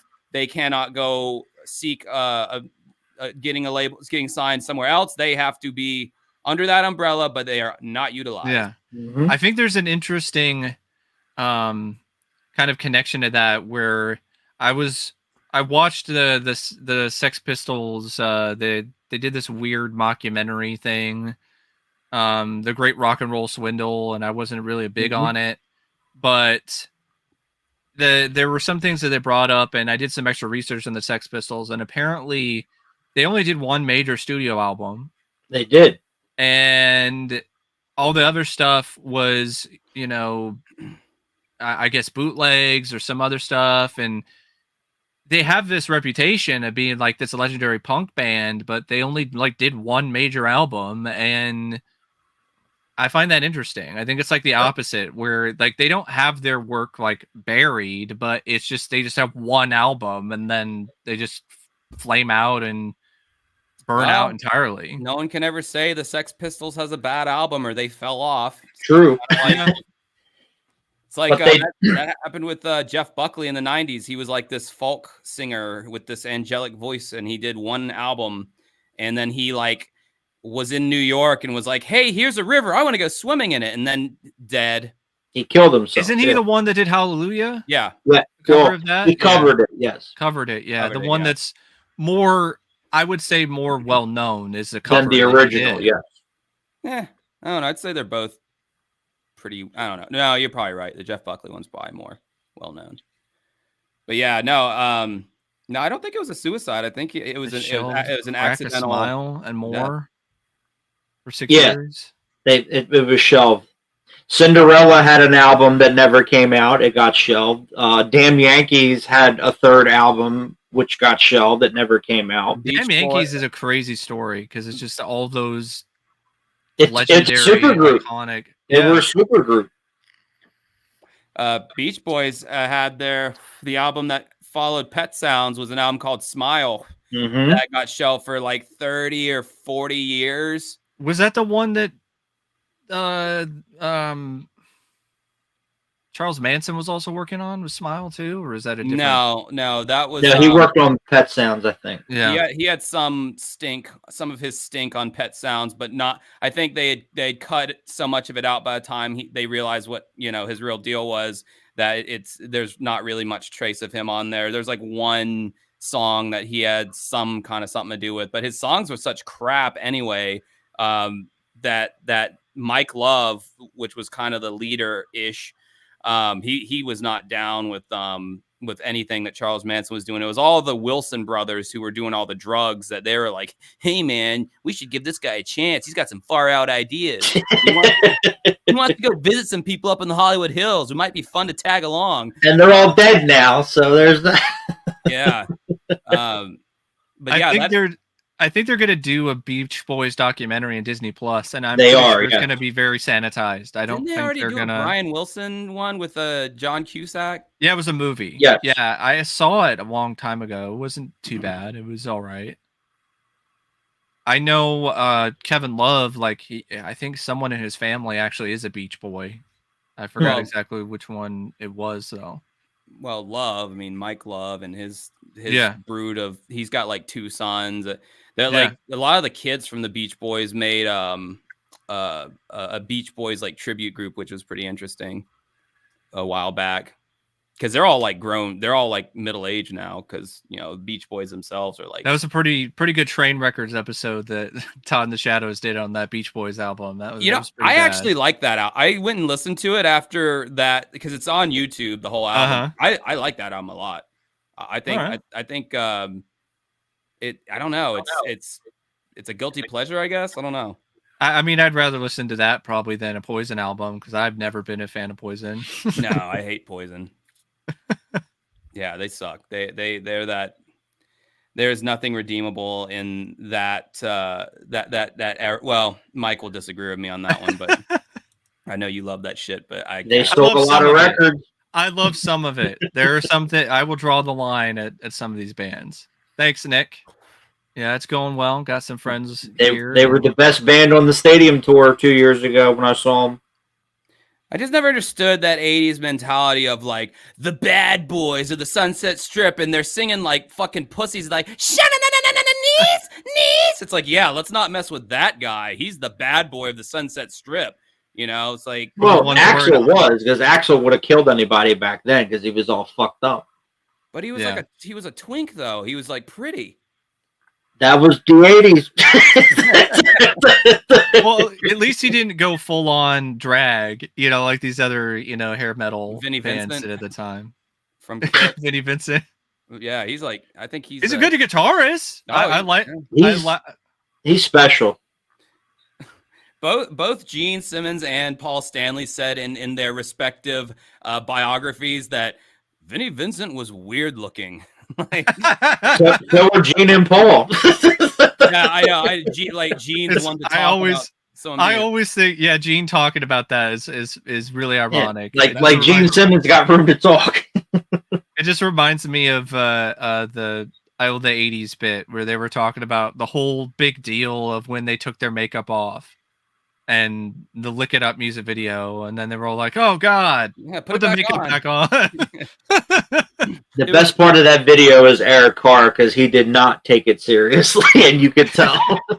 He's just a goofy looking little bastard. He was like a foot shorter than everyone else in the band, and he had this huge like Jufro, and he just did not. But he apparently had a heart of gold, and He was did. a great guy and all that. And I agree, Corey. Like I'm a fan of the more lesser known ones, or some of the more well known. Like I'm a big fan of Dawkins, but I think they're more than just a hair metal band anyway.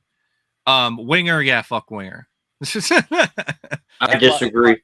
I saw them last year. They were great. Hey, they have a really shredding, or their original guitar player anyway. So see, that's the thing about those hair metal bands that has me as a musician conflicted. Because for some reason or another, I went one night on YouTube and I looked up these 80s hair metal guitarists. Oh, yeah. They all had guitar solos in their concerts. Yeah. And these motherfuckers could shred. Yes. Like they were like Yngwie Malmsteen level, just shredding. Yeah. And George Lynch from Dawkins. They never really played, like they dialed back for their pop songs. But when they actually had a chance to let loose, it's like, hey, I gotta at least hand it to them. They're damn talented musicians. Like they write shit. And Wingers, it's all the original members. Oh wow, it's all because of Todd from Beavis and Butthead rocking the Winger shirt. Yeah, that's what I was gonna say. Well, they got the last laugh, so there you go. Yeah. Never listened to Wiener. What's Fabio? What's the song I should listen to for Wiener? I've never. Battle Stations was in Bill and Ted's Bogus Journey. I love that. I love that song. I will give him that. Like I will give them Battle Stations because that's from Bogus Journey. All right. Mm-hmm. Start there. Okay. Yeah, I heard that the Todd Beavis and Butthead, that was always the thing. Like he was the one wearing the Wiener shirt while AC/DC, Metallica, the others wore. But I'm like, as much as I heard them reference, I've actually never listened to their songs, so maybe I'll give that. And then James Hetfield in the music video for Nothing Else Matters, he throws a dart at a picture of Kip Winger as like a diss. Oh, really? But he actually apologized for it. He met him in person and apologized, so can't get mad at that. He did that in a music video? I didn't know that. Yep, it's true story. Shadow, I love Wasp. I'm a big fan of Wasp. Especially the classic lineup with Chris Holmes on guitar. Yes. Murders in the Rue Morgue is like one of my favorite songs. That motherfucker can drink. Still. Although the footage in the that's fake. That's not. They told him to do that. Really? Yes. Yeah. Oh, that's bullshit. Because they made like a whole like the Metal Years or whatever, some VH1 show, and they're like, no, it was the Decline of Western Civilization Part 2. Yeah, like that was the most tragic scene and blah, blah, no, blah. it was all set up for the movie. Oh, that's so fucking. But the Hollywood. lame wannabe hair metal bands that thought they were gonna make it, that was all real in that. Oh yeah, but and then the part with Ozzy cooking the eggs, that was set up for the movie. That was fake too. Where he screwed up and spilled the orange juice or whatever. That was all part of the. All those fucking doofuses in that movie who's like, oh man, I know we're gonna make it. I'll get a lot of checks. And it's like anybody in any band nowadays will tell you being in a band absolutely gets you 0 chicks.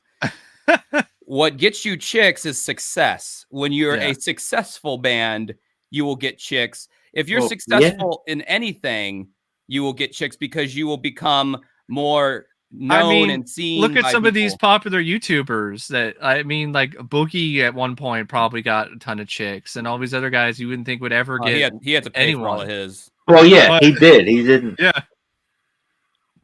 Now he's holding that poor 20-year-old girl hostage at his house, making her wash under his fupa. Yeah.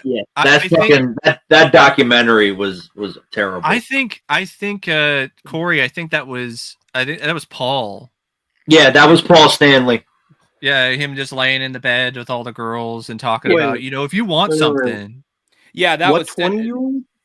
That was staged. What 20-year-old? Oh, Boogie 2988's dating this like 20-year-old chick. She was in this documentary that was made about him, and she's all like mousy and kind of like, I love Boogie and I'm gonna stick it with him no matter what. And she's clearly got fucking issues, and she probably needs counseling of some kind. And Boogie's just like, I'm glad she's here, you know. That happens a lot with these YouTubers, like these younger women who just kind of like with Onision, for instance, like that guy's a nut job. Because they have no father figure. That's why. At least Onision was like a good-looking guy. Prove me wrong. Like, yeah, Onision, it's like fucking psychopath though. Oh, he's a psychopath, but even in like normal, just like normie society, Onision would have pulled some tail just because he was a very I agree with that. But Boogie, like, yeah, you'd have to pay for anyone to try to find that cock. Is it Total Meltdown? I love Badlands. Badlands was a great band, but Ray Gillen fucked up because he got AIDS and infected a bunch of women. So there you go. Sucks. Jesus. Yep. What were you gonna say, Matt, about Onision? No, I was saying Onision, is that another like vlog YouTuber? Shows how much I know about this. So he's not like Onision years ago, he did a lot of like videos that were similar, I would say kind of similar to what Smosh used to do, where he would just like such and such sucks, and we make these controversial rage videos and some vlog content. He was popular for making this stupid banana video where he dressed up as a banana and then says, I'm a banana. And he eventually, you know, got to his head. He became like a massive, like egotistical prick. And then his genuine mental issues were then exposed when it comes to his relationships with these women. And he was abusive and just an absolute asshole. And then Chris Hansen became obsessed with him at one point. Like the fallen from grace Chris Hansen from To Catch a Predator. He started going after these YouTube, like he started this YouTube career, this post-mortem. I'm wondering if that was because of what happened with that YouTuber EDP445. You know, when he got exposed as a pedo, and then Chris Hansen saw that as an opportunity. He was like, oh, I'll take advantage of this new lane. It was kind of sad because, like, you know, he was on an actual like produced national Dateline.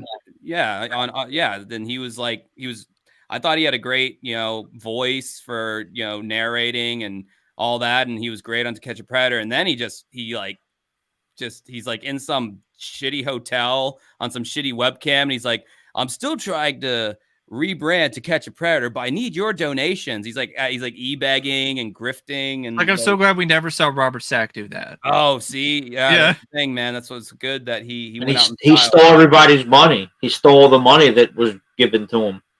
Yeah, apparently he didn't even like do any. He didn't do any show or anything. Nope. Mr. D Man, I love Man of War. They're a great band, but they got one show lined up for America, and they already sold out. And the show's in November. There you go. I was just looking up Chris Hansen now. Where's Chris Hansen now? God only knows. I think he just took the money and disappeared. I think people just stopped like caring like what he was doing because he just after you steal everybody's money and don't deliver what you promised on, people don't care. Yeah, it tends to not build up goodwill. Speaking of took and disappeared, in my opinion, a waste of money. The Happy Gilmore sequel. That news. Oh God, I think I remember hearing that. Yeah, I heard about that. It's not needed. Like, I mean, I get with like they can like de-age people now, although they haven't perfected it. But like, I don't understand the obsession with like bringing back these things where the characters are going to look so much fucking older than they did in the original one. And like, if it's built into the storyline, then that's fine. But if they're trying to make it seem like this is some reasonably close in timeline to the original one, it's just like, guys, stop doing that. Yeah, here's what they'll do. They'll just make Happy Gilmore a loser again. Because that's all they do with these legacy sequels. So be like, oh, he was a loser at the start of the original, the first movie. So we're just going to recycle that. He's going to be a loser again. Probably divorced. Because, you know, that's what they always do. And I would be surprised if they didn't. And I don't I don't get that. I don't understand why they do that with these legacy sequels, like what they did to David Arquette's character in the Scream sequels. Like, why do that? Fans aren't asking for that. Fans don't want that. That's not what fans are even remotely asking for. Because it's shocking. For me, Adam Sandler, I would rather him continue the dramatic, because I actually liked a few of his Uncut Gems. Yes, he was great. Spaceman was interesting. Punch Drunk Love was pretty good. Mm-hmm. I did like that one. So yeah, I would prefer that, because again, Hustle was decent. Basketball drama. He was not a coach, but like looking for talent, I believe. That was more dramatic. Like, I think, it seems like nowadays more comfortable. I think comedy is just. I can't remember the last comedy of his I've seen that I liked. That was like the first Grown Ups. Robin Williams. Some of my favorite roles that he did was his serious roles, like 24-Hour Photo. I fucking love that movie. Was it 8-hour photo? 1 hour photo. 1 hour photo. 24-hour photo. Damn, that's a shitty service. No wonder that place. Yeah, exactly. 24-hour photo. What are you doing with these pictures for a whole day? Yeah, you got to wait a whole fucking day, man, and pay extra. Well, that's a weird business model. But that is an interesting movie, though. I do like that 1 hour. Oh yeah, he's great in that. He's great in Insomnia, the Christopher Nolan film. That's interesting. That episode of Law and Order that he did was pretty good. Yeah. I haven't seen that one. Yep, that's pretty good. Well, guys, unfortunately, I have to head out to my fucking karaoke gig. All right. I'd love to stay on here and chat, but I got to go make that Skrilla. All right. Thanks for dropping by, Josh. Have a good set. Hopefully, it doesn't annoy you too much. It will. Especially because I'm not drinking tonight. I have a rule about not drinking on Thursday. Are you hearing like nothing but Taylor Swift? Is that what's going on, or is no, dude? They're singing. They're singing just the same shit they've been singing for the past 20 years. It's like if you go to a karaoke room, you will have sworn that Usher is still the #1 recording artist in the land, because like his songs pop off. Alicia Keys, like fucking Rihanna, Dixie Chicks, all just crap that's been sung since the beginning of time. And then every now and then Slayer? Huh? No Slayer? Yeah, I don't. So I'm curious with your karaoke gigs, are you able to say, hey, can we have like one original song we can play, or it's only just familiar songs that you play? They can pick anything they want. I use YouTube, and YouTube has an extensive database on songs. I mean, whenever I sing like obscure shit, and nobody claps because no one knows what the fuck I'm even talking about. But yeah, I mean, most people, they are nervous. They want to please the crowd, so they pick something that they feel like everyone's gonna know. That's kind of their strategy, and it usually ends up with them picking boring shit. Josh, since you are a singer, like, do you prefer people who can actually sing the song at karaoke, or do you prefer that would be great, but people who can't sing? I see a lot of commentary online where they're like, oh, don't go to karaoke and sing beautifully, like we don't want nobody wants that at karaoke. I think people are kind of wants to show off. I think people are kind of joking around when they say that, like, like, oh yeah, don't make us all look bad, blah, blah, blah. But whenever like a truly good singer, and that happens like 1 out of every 100 singers, one will be actually really good. Everybody kind of stops what they're doing, and everyone, it's like they're getting a free show at that point, by a very talented vocalist. And I'll sit there and watch with everyone else and be like, God damn, all right, finally, like, give my ears a rest with all this dissonance. But anyway, for anyone who is watching Mike's stream, might as well suck up some of his subscribers while I'm here, since it's his birthday and everything. My channel's Dancing with Ghosts. I do music-related content. Sometimes I'll talk about Bimmy, the angry video game nerd. So if you're interested in any of that, check my channel out. Fabi, I don't believe we've met yet. No. What do you do? I do videos too. Like movies or a little bit of everything. Yeah. I started out doing a little bit of everything, and it kind of fucked me over, because I never was able to like establish an audience because I was really random with my shit. Like one upload would be a video game review, the next would be a music review, the next would be a taste test, the next would Maybe be talk about the Unsolved Mysteries reboot on Spike TV. yeah, it was very random. But all right, guys, I'm out of here. All right. Until next time. Hey, Happy Josh. birthday, Mike. Thank you. See you guys Thank later. you. Love you. Bye. See ya. Freddie, thank you. Oh, that sucks though. Power went out. I hope your finger's okay. I'm more worried about his finger than the power I going know. out. Yeah. One quick question: how did you meet that guy? I know you did the podcast, but how did you two meet? So it was actually through that Unsolved Mysteries Spike TV video that he did. I was thinking about doing an Unsolved Mysteries podcast because I'm a huge fan of that show. And I didn't feel like I could really carry the whole podcast myself because I wasn't really super comfortable yet with, the solo thing. Because any other time I'd done something podcast adjacent was when you and I would just, chat for a little bit, on Skype. And so I kind of wanted to get somebody who I could bounce off on. And I just happened to come across that video, and he was a big fan of Unsolved Mysteries with Robert Stack, and I just wound up contacting him when YouTube still had the ability to send users messages directly. Mm-hmm. And I was just like, hey, I see you're a huge fan of Unsolved Mysteries. I'm a big fan of Unsolved Mysteries. I'm thinking about maybe doing a podcast on Unsolved Mysteries. Do you maybe want to give it a shot with me? And we got on Skype, and we actually had some pretty good chemistry right away. We just like chatted for like 30-40 minutes, and then we just decided to give it a shot. And then we did it for like 6 to 7 years, so hundreds of episodes.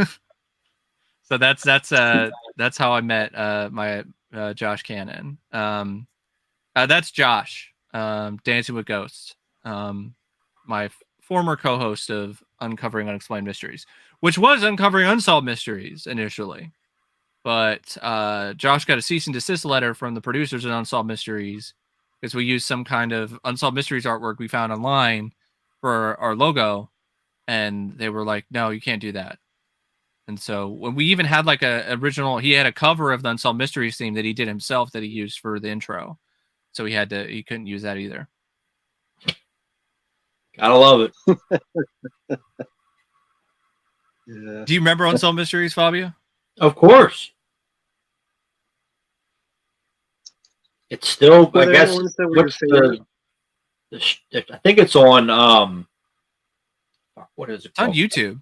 It's on Film. Yeah, but the streaming, what is it called? Pluto. I think it's on Pluto TV. Yeah.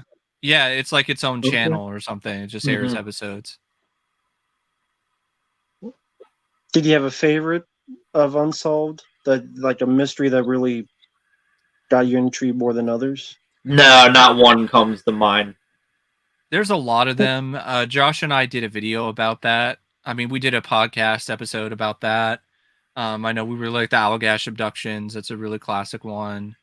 I really like the fraud segments. Like, it's just the lengths that some of these fraudsters will go to just fraud people out of their money. Mm-hmm. And like, it's something that, like, you think you're getting a log cabin, but you're getting nothing. That kind of stuff. Or, the fortune teller scams. Miss Cleo. But she got exposed. Oh yeah, those are some. I love the psychic exposed videos, like the one with Sylvia Brown, or the one where it's like, I see water. She's in water. She's drowning. She's blah blah blah, and then the person had to be like, no, that's not what happened at all. Like, I don't know what you're talking about. or the guy, the psychic, who's trying to be like, oh, I see, like, is it like a Samantha, is it Sam? I was like, no, I don't know anyone in my family of that name. I see something. I see with like a whale. Yeah, I see like a heart. Does somebody have heart issues? I was like, no. It was just the guy was just bombing so hard. It was James Von Prague, and then he was on Unsolved Mysteries too, James Von Prague, and of course you had John Edwards and his crossing over show. Yeah, my mom was really into that. Okay. That used to be on the Sci-Fi Channel. Yeah, he would talk to. He would talk to the dead. Okay. Mm-hmm. It was a joke. Like, the guy was a total fraud. Yeah, I think he got exposed too. I think. Yeah. One of my favorites though with the psychics getting exposed is this one that was for like a local news network, and they had this psychic on, and there's this interviewer, this lady, and she's talking to the psychic, and she's talking about this woman, this young girl. She has a photo of this young girl, and she disappeared, and so the psychic's talking about, oh, I see all this stuff, and I'm sorry, she's no longer with us. She's dead. This is how she died. This is how I think it happened. And then the interviewer's like, this little girl is me. This is me. And then you said I was dead. And then the psychic, I'm not dead. the psychic is flustering and fumbling, and the psychic's like, oh, this interview is over. I can't, it's like you got exposed. Like, yeah, Sylvia Brown is a piece of garbage. Yeah, she told a woman her daughter was dead, but it turned out she was kidnapped by a guy in Cleveland, who had 3 girls locked in the basement. Yeah, terrific. Thanks again, Freddie. Solaris, okay. I've heard about that one, never seen it though. The runtime is a turn off for me. Like, I think the best psychic is Johnny Wishbone. Yes. You just think Johnny Wishbone, and I come calling. Kibbles and bits. They're different. God, I love Beverly Scott too. That should have been a whole movie in itself, right there. The Johnny Wishbone movie. Right. Speaking of movies and comedies, I saw an interview was on Facebook. It was with David Allen Greer. Thanks again, Freddie, for another super chat. And he was talking about Ace Ventura and how he was there for the premiere with Jim because, they were close friends. They were in living color. And he was like, man, this film is too out there. No one's going to watch this, Jim. Like, this is too out there. This is too wild for audiences right now. Like this, and he was talking about, like, if I win the lottery, I'll give you $5 million. You can make whatever movie you want. And he's like, if you make, and he was thinking like the movie that he would make would be this character. And I think it might've been in a living color. It was like Colon Guy or something. The colon, this guy who like would catch people with his colon and bring them into his ass or whatever. And I think that's a dumb idea for a movie for sure. It's right up there with the Fart Man movie that almost happened with New Line, which is based on the Howard Stern character. And I think that script was retooled into The Mask, if I remember correctly. I think they wound up doing The Mask instead of the Fart Man movie, which I think was a way better decision on New Line's part. But anyway, the Ace Ventura thing, like, it was just Jim just going all out. He was like, I got one movie. I might not ever get another movie again. So I'm just going to go all down there and be crazy and wild. And it turned out to be a huge hit. Like, Chris Rock was apparently there too at the premiere. And even he was like talking to David Allen Greer, was like, man, I guess I got to be honest. Like, ain't nobody going to watch this shit. Nobody's going to watch this movie. And then it made like $20-something million and opening weekend. And then it wouldn't have worked if it was anybody other than Jim Carrey. I guess David Allen Greer mentioned it because it was a script that was kind of floating around, and it didn't really, nobody really picked it up. And I think at one point there was a rumor it was going to be like David Allen Greer was considered along with, I think, Ben Stiller, and they were going to be in it together. And David Allen Greer was like, "No, I don't want to. I'm going to pass on that. I don't want to do that." And then Jim eventually took the project, and the rest is history. everything worked out the way that it needed it to. Yeah, Jim Well, fought to I get like- Cannibal Corpse. Mm-hmm. I like David Allen Greer, but I mean, you the same guy that made that American.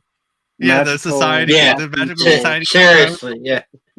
Well, he Come on, even- man. He's well aware because he even said in an interview, he's like, you know, if there's anything that you're gonna do or gonna be a part of, and I say that it's not gonna work, do the opposite. Like he's even That's pretty he's even funny. aware of that. You know, That's you know, pretty funny. I like David Allen Greer though. I liked him in Yeah, I do. as a co-star in the Army Now and in Blank Man. Tales from the And of Hood. course- yeah, Tales from the Mhm. Hood. Played a great, just awful person in that. I was really surprised by his range because he never really played anyone close to that in Living Color. No. Thank you, Right. Harvey, and a huge inspiration, man. Like that's very humbling. Thanks. Up there with Monstered, like which one is? That is The- pretty bad. The one you were just talking about, the Captain Colon or whatever. Yeah, that would be pretty bad. Yeah. Yeah, Corey, that was pretty cool. We got Cannibal Corpse. Was that scene cut, or was that some other? No, there was one that was cut, but there's one in the movie. Okay. Because I thought that scene was cut out. I know there's one scene in particular that was like crazy out of place that it was like Well, I birds think- attacked him, and it was I cut I entirely. think there was a out of scene the where he movie. went on stage. That was cut There out. was one- That was Mhm. the cutout. Yeah, Mhm. yeah, that was. But if you watch it on TV, it's in the TV version. Yeah. And I'm decapitating people. Yeah. I still like, even though that they cut a lot of, I still don't. It's so out of place to me. I'm like, okay, 1 minute he's trying to kill people, and then the next he's like really goofy, and I'm like, okay, it's so uneven. Uh-huh. Speaking of uneven, I don't understand the mindset. It's pretty uneven here that Disney is uncanceling Star Wars Rogue Squadron. They're like, it's not canceled anymore. We're actually going to make that movie. And no one's gonna watch it. I know. It's. I think they should just stop with Star Wars for a while. I really think they should should take just a break. stop permanently. But that's just me. I mean, they're Oh, stopping that's the not Disney just you. Movie Club. The Disney Movie It's Club not is going to just be you. no more in on the 20th of this month. Well, Uh, for them. Nev Campbell and Scream 7. What are your guys' thoughts of that? Well, I guess they're Wow. gonna pay her. I guess the check Yep. cleared. The check cleared. That's The what check happened. cleared. All right, Yeah, we'll Kevin pay you Williams this is come much. back and- Okay, yeah, I'll do it. That's the thing, right? Kevin Williamson's directing this one. Yes. Yep. Yeah, he is. I guess his check cleared too. I like Sick. I mean, so those other the stream films made money. That's, of course, they don't keep doing it until Because it made, flat out they all flops. made money. All the movies have been profitable. But as I said, to me, if there's no Wes Craven, I'm not interested. Sorry. Not, you know what? No, not sorry. It just sucks that Scream 4 was the last movie he directed, but that's just Yeah. how I feel. I like Scream 4, but that's just me. I don't like it as much as I used to because mhm. I reviewed it a couple of years ago and I was like, you know what? Yeah, I don't like this one as much as I did. I can see why people aren't into it, but I Yeah, I'm not into it. liked it. And they did a lot of reshoots on that one too. Apparently, And you can tell. Arnold Schwarzenegger has a new Christmas Yeah. movie that he might be doing with Alan Ritchson. And here's the premise. The premise is Purple. Santa's magic bag. It's called The Man with the Bag, from director Adam Shankman, who did Hairspray and The Wedding Planner. And the plot is this: when Santa's magic bag is stolen, he turns to his naughty list to find Vance, a former thief, to help him get it back. along with his daughter Santa and a group of misfit elves, Vance will have to pull off the greatest heist of his life to save Christmas. Why don't you just watch Ernest Saves Christmas again? I know, right? With the bag that gets stolen. Yeah, so they're ripping off Ernest Saves Christmas. Exactly. Magic bag. Yeah, There you go. There you go, Corey. I was the only one thinking that. There you go. Did that even get a Blu-ray Ernest Saves Christmas? No. No. I just have a custom one. That's it. I didn't get an official Blu-ray. No, the only ones that got a Blu-ray was Goes to Jail, Goes to Camp, and Scared Stupid, but they're from Mill Creek and they're all out of print and they don't look that good. They look all right. Yeah. At least I think Scared Stupid looks better than the other two. But yeah, I mean, it would be nice to get, see, I would like an Ernest box set. Give me an Ernest box set, Shout Factory. I'd be more interested in that. Or Kino, somebody. Yeah, I think it's because of the the rights of Disney and owns all them. this other Yeah, stuff. that's why. And going back to Schwarzenegger, I saw TMZ of all things. This looks kind of interesting.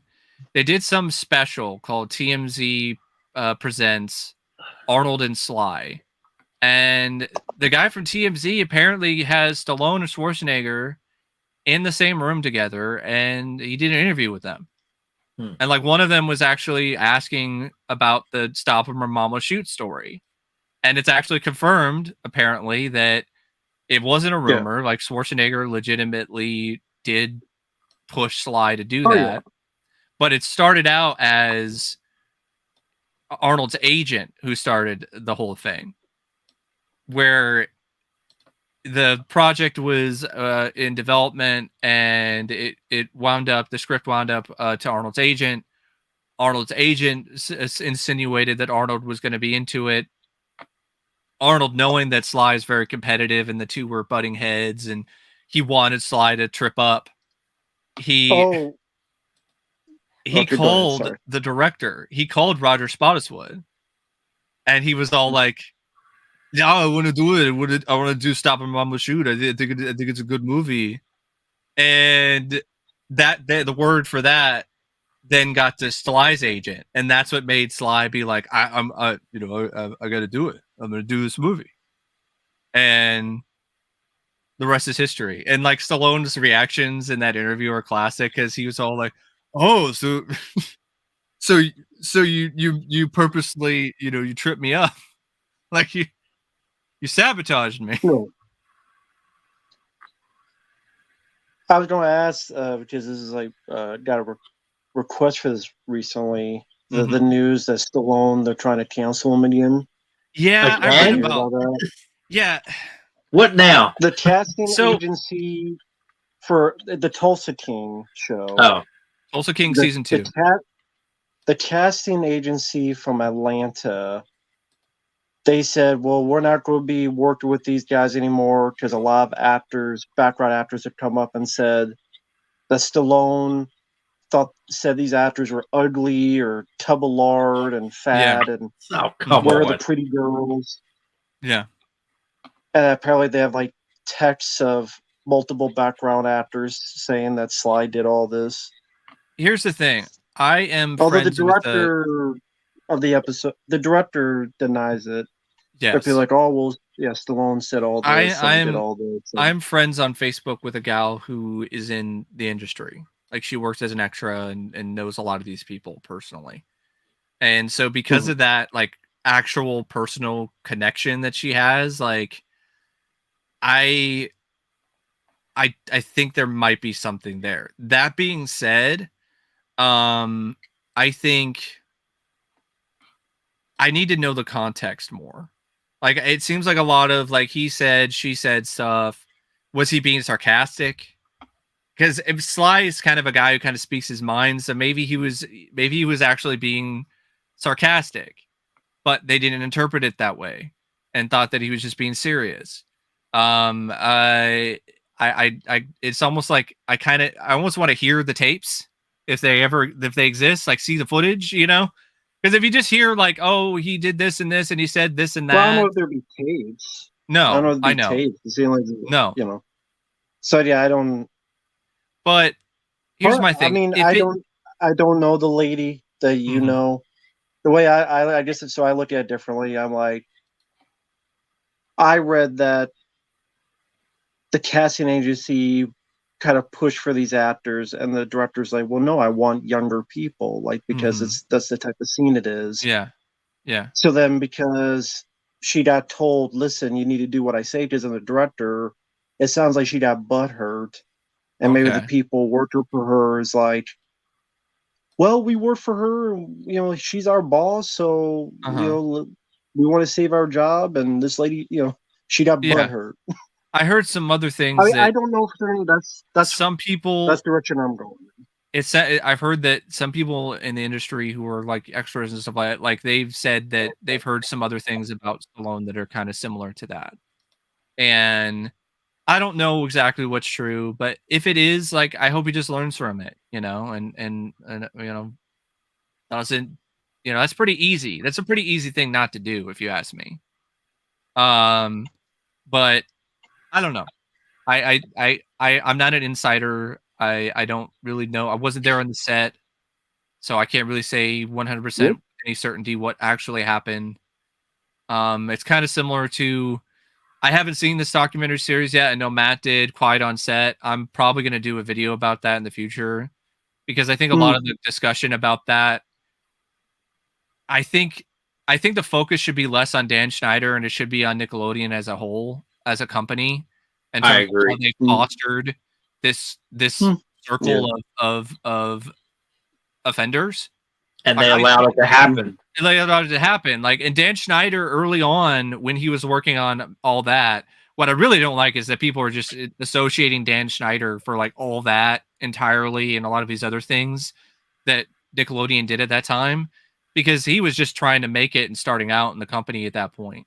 All of that is not the creation of Dan Schneider. I that because I grew up. It's not just nostalgia, but I think the people who created that show should not be considered to be monsters or whatever because of Dan Schneider's stuff that he did with the show, like in seasons 5 through 7. Also, I think Well, some of worst off, Brian Peck and the other yeah, Peckerhead, exactly, whatever the hell his name exactly. is. I think it should be more about Nicola. I think that's what the documentary should be Fucking more Peckerhead. focused on. Is like, how did this Fucking happen? motherfucker. Like, how did this studio that's known for making television for kids, how did they create this dangerous work environment? How did they create this culture? And I don't think it's as simple as Dan Schneider was the reason for it. I think that is just way too simplistic, and I don't think he's really the only one that No, it's just they to don't give blame a shit. there. It's like most companies. Are you on schedule? Yes. Are we making money? Yes. Oh well, keep doing it. That's what Hmm. most companies think, and they're not going to give a shit. They don't. Most of these companies don't look at the day-to-day life, especially back then. Nowadays, it's easier with texts and all Yeah, that stuff, but back then they don't give a shit. but thanks, Hunk 100 for the super chat. Thank you. Yeah, Brian Robbins created all that along with I think it's Dan Tolan. It was another guy. Dan Schneider wasn't even actually a co-creator of the show. He was just a guy who was a showrunner He in the was, later yeah, he was just the seasons. showrunner. In the later seasons, he wasn't even the Mhm. showrunner early in the first like 3 or 4 seasons of the show. Like, there's multiple episodes that he didn't even write. So I don't even know if some of the episodes that are mentioned he even wrote. And so I kind of want to. It seemed like there's a lot of context that was missing in that documentary. That seems a little Of course. frustrating to me. Like they're Of trying to course. create some kind of um, specific argument that they don't necessarily have the full evidence for. And it seemed like Yeah. Dan Schneider, from what I've read and from what I've seen about the documentary, it seems like he's a creepy guy. He is a bad boss. A very questionable opinions on what's appropriate for children's comedy, but I don't think he's actually guilty of the same things that Brian Peck and company are that were actually convicted. At least not as of right now. And it seemed like they were insinuating that stuff, and I think that just it seemed like that was more the I focus in didn't the get documentary. It that. was more about Dan Schneider. I didn't get. I didn't get that because they do Mhm. mention that Dan Schneider's one of the few that went up to Yeah. Drake.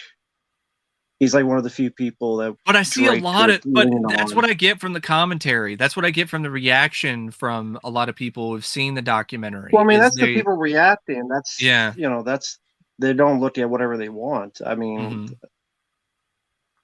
did he do anything with little kids? As far as I know, no.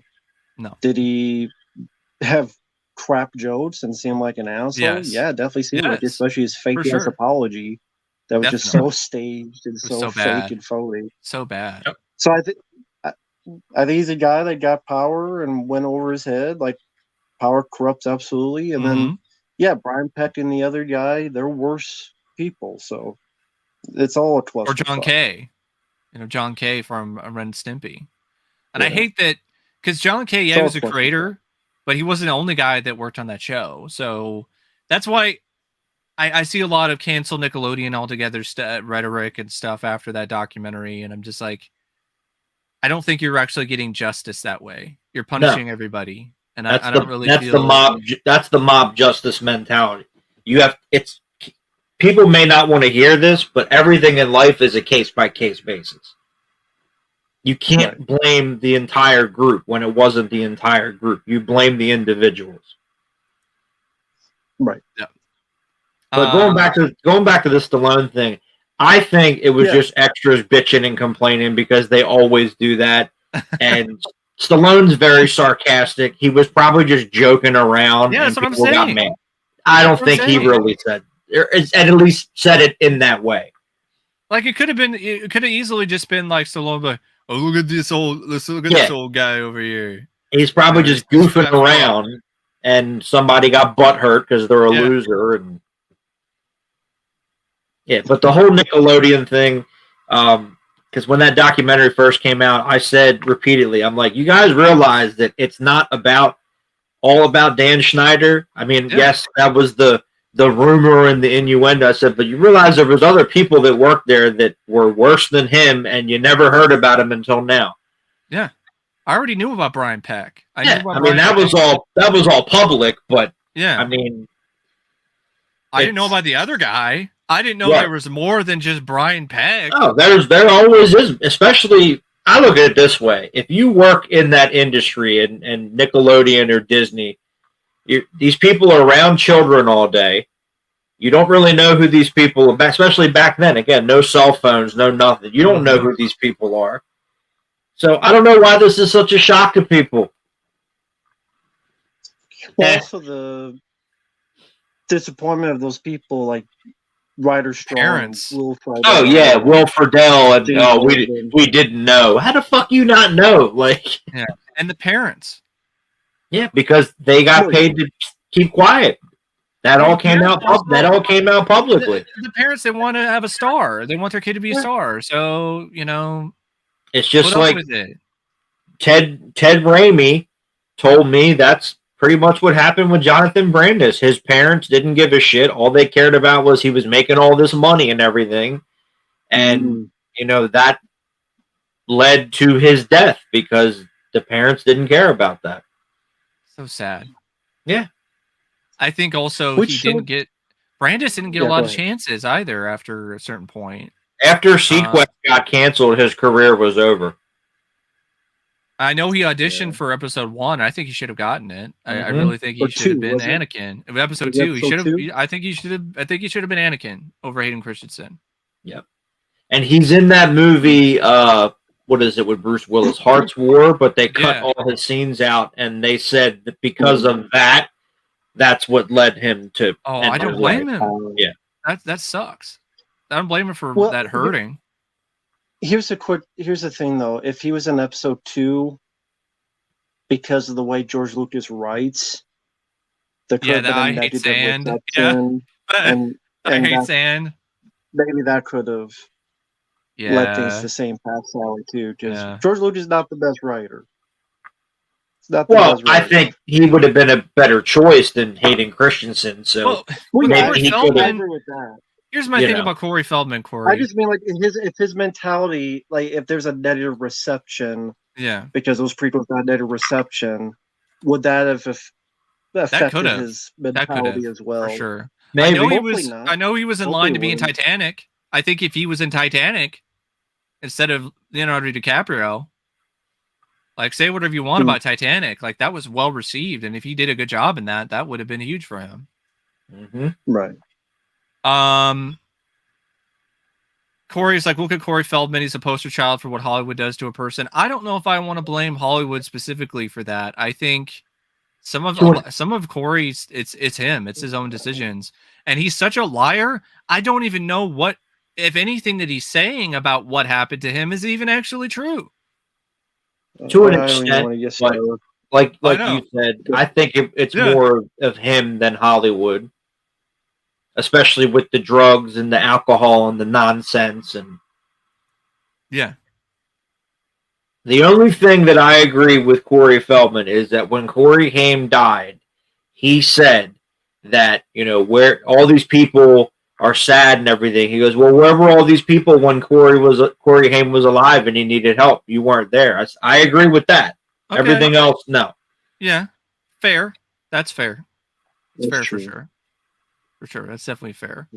I'd like to hear Feldman. I watch his shitty song music video. He did a cover Come back of to Jesus the Christ. song was it Song gave me AIDS. a song from Stand By Me? I think. Yeah, he did a cover of that with Jerry O'Connell recently. And Was Jerry drunk?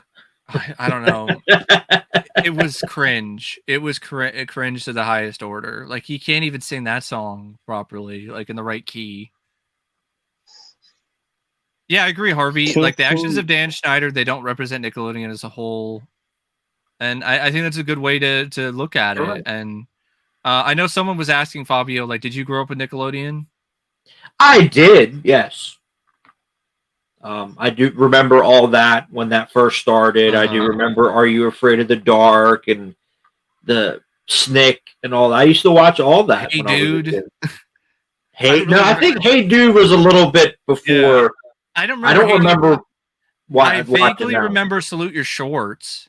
I remember a bit of that. And, you know, Calista Explains It All and Pete and Pete. Mm-hmm. I was a huge fan of Kablam growing up. I still am a fan of Kablam. I really enjoy that show. Prometheus and Bob. Like that's just Action fun. League Now. And Rocko's Modern Life. That show still holds up pretty well nowadays. Angry Beavers. Cat Dog doesn't hold up as well now as an adult. Like, I tried watching that and I was like, this is just stupid. And I didn't know this, but Dog is so annoying. Like, I don't know how the hell I can watch so many episodes of that show when I was a kid. Jonathan Brandis did a TV movie with Ariana Richards from Jurassic Park, and Tommy Lee Wallace directed it. I did not know that till right now. What movie is that? It's called Born Free: A New Adventure from 1996. I didn't even know. Was it like a remake of that old movie, Born Free? No, it's about these two kids in South Africa with lions. Yeah, I guess like Born Free. There was a movie from back in the day called Born Free. I guess it's the sequel. I don't know. Yeah. Yeah, it is. It is. I'm reading it now. It's the sequel. That's crazy. I didn't even know there was a sequel to that movie. Yeah, I remember Jimmy Neutron as well, Ryan. Rugrats, that's another one I don't think it holds up as well as an adult. Or something like Rocket Power. Or the Wild Thornberries. You want to talk about annoying like that? Flea. Yeah. Did you also grow up with Cartoon Network, Fabio? Yeah. Mostly reruns of the older shows, but yeah. I do remember like Ed, Edd and Eddy and yes, Ed, Edd and Eddy. Foster's Home for the Imaginary Friend. That was later for me. I remember Ed, Edd and Eddy, Dexter's Lab, Powerpuff Girls, Cow and Chicken, Two Stupid Dogs, Two Stupid Dogs, yeah, SWAT Cats, SWAT Cats. Speaking of cats, There you go. Radical Squadron. Yeah, Cartoon Network I have a lot of memories of a lot of older shows. From Cartoon Network, Disney Channel a little bit, Darkwing Duck, Bonkers, DuckTales, Tailspin. Godzilla movies.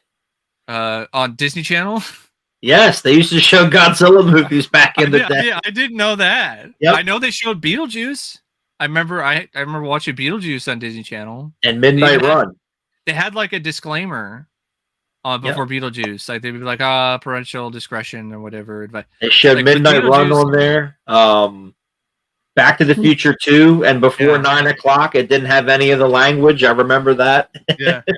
I remember as a kid, there was a show that showed classic Mickey and Donald Duck and Pluto and all these other cartoons. Walt Disney. Like, super, super late at night, like after 1 o'clock in the morning or later than that. And I would stay up late and I would sneak into the den and I would watch, old Mickey cartoons. And sometimes I get away with it, but then there'd be other times where I wouldn't, and my mom would not be happy at all. She would just be like, "What the hell? Turn that off!" It was like, but Mickey, turn it off. Go to bed. Mm-hmm. What are you doing? Zorro. They used to show the old black and white Zorro. The old Zorro show. Yeah, and I remember the Disney Channel original movies when they first started airing too. Xenon and all that other stuff, and Halloween Town. Mm-hmm. Do you remember any of those networks, Matt? Or did you only have like the main regular like basic cable stuff? Well, I mean, growing up, I only had like ABC, CBS, PBS, and another form of CBS. Okay. Till like 1997. Was there any 83 days in. Yeah. Did you watch like Saturday morning cartoons or Murphy Brown? Yeah. Saturday morning cartoon, Ninja Turtles. Okay. When it aired, and I would like these weird shows that would last like a couple episodes, like Dumb and Dumber, Ace Ventura. Yeah, the Ace Ventura Dumb and Dumber show. The Mask. The Mask show wasn't too bad though. Did you see that? Did you remember the Mask show? Bits and pieces, but I would say it's more like Ninja Turtles. I remember Reboot,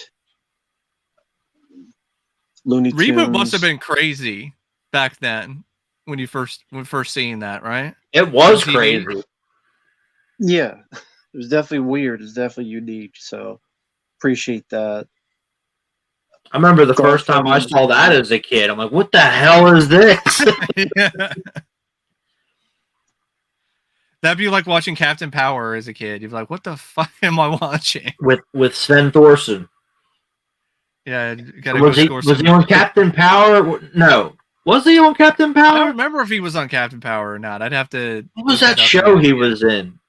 Maybe he was. Maybe he played one Blaster or something on that show. I don't know. I think you're right. Hey there, Gabbo. Thanks for the super chat. Ed and Eddie. Yep. Grew up watching that show. It was Captain Power. Okay, yeah, I thought so. Yeah, Transformers, Beast Wars. That's one of the first times I remember seeing like the CGI animation. Mm-hmm. I used to watch Beast Wars a lot. Yes, Hunk. Peter Chung, who later created Eon Flux, worked on Rugrats. Yeah, I don't. In terms of adult cartoons, I wasn't really allowed to watch that stuff, when I was a kid. So I didn't really discover that stuff until many, many years later. I think I might have seen a little bit of Duckman, and it was just too out there for me as a kid. I remember I would be watching something on TBS or something, and then it would be over, and then Duckman would start, and I'd be like, what the hell? This is not for me. And nowadays I like Duckman. I think Duckman is pretty cool. It's a unique show. Spawn and Aeon Flux and Dr. Katz I was never into. I'm still not into Dr. Katz. But Liquid Television I fell in love with the moment that I first saw it. I I didn't even know what the hell it was. I got a VHS tape from a local seller, like from Craigslist. I went over to the guy's apartment and he had a bunch of stuff, random VHS tapes. And one of them was like Liquid Television, MTV's Liquid Television. I was like, what the fuck is this? I don't even, what? Like, I had to get it because I was like, it's classic. It's like something I never heard of. It's like 50 cents. Let's give it a shot. And I watched it and I was like, this is bizarre. This is insane. And I'm like, I love this. Like, this is really cool. Like, and so I immediately became a huge fan of Liquid Television. Like, it didn't last long, but man, I think it left a good impact. I think on the people who actually saw it. Highly influential. The Spawn cartoon's awesome. I wish that had a Blu-ray. I didn't see that until years later either, and I really liked it. I would say the little bits with Todd McFarlane talking, not so much. Yeah, you could cut those out. I don't care about that. But the cartoon itself, really good. I wish it had more seasons. Keith David was just amazing as Spawn, and so was everyone else involved. Like, that is Spawn. The live action film, not so much, but I can enjoy it as a guilty pleasure. Like, my Jay White is good, but not so much with John Leguizamo and his farts. Yeah, the Max that was also on MTV. That was a cool show too. Oh, you saw the Foo Fighters for the last time. Cool. That's cool. Like, was that was their last show ever? No, they just started a new tour. Oh, okay. Yeah. Their movie was terrible. I heard. I never saw it, but I heard it was really bad. Like, I definitely wouldn't recommend that unless you're like a diehard Foo Fighters. Like, you got to watch everything Foo Fighters. You got to see anything with the Foo Fighters in it. Isn't John Carpenter in it? I think, yeah, he is. He does the score, I think. I don't know if he actually has a cameo in I it. thought he had a cameo. I remember. He does. Now that I remember, yeah, he does, and it's like, what? Yeah, I watched Johnny Bravo. Oh yeah, that's a show nowadays that. I'm surprised they haven't tried to cancel that one. It's sexist. He's a rapist. Johnny Bravo's a rapist. Okay, shut up. Oh, we got the Brain Scan soundtrack. No, that's a good soundtrack. That's a crazy movie. There's a crazy story about that movie. It is a crazy movie. I'm not a huge fan of the film, but I love some of the cinematography and direction in it. And I like that it's trying to do something new and different for the time, but I don't think the script is that focused. So it's one of those movies where the concept is cool and interesting, but I don't know about everything else. So, but yeah, I don't really know what else I got on here in terms of movie news. I know there's upcoming 4Ks and stuff. We already kind of talked about that.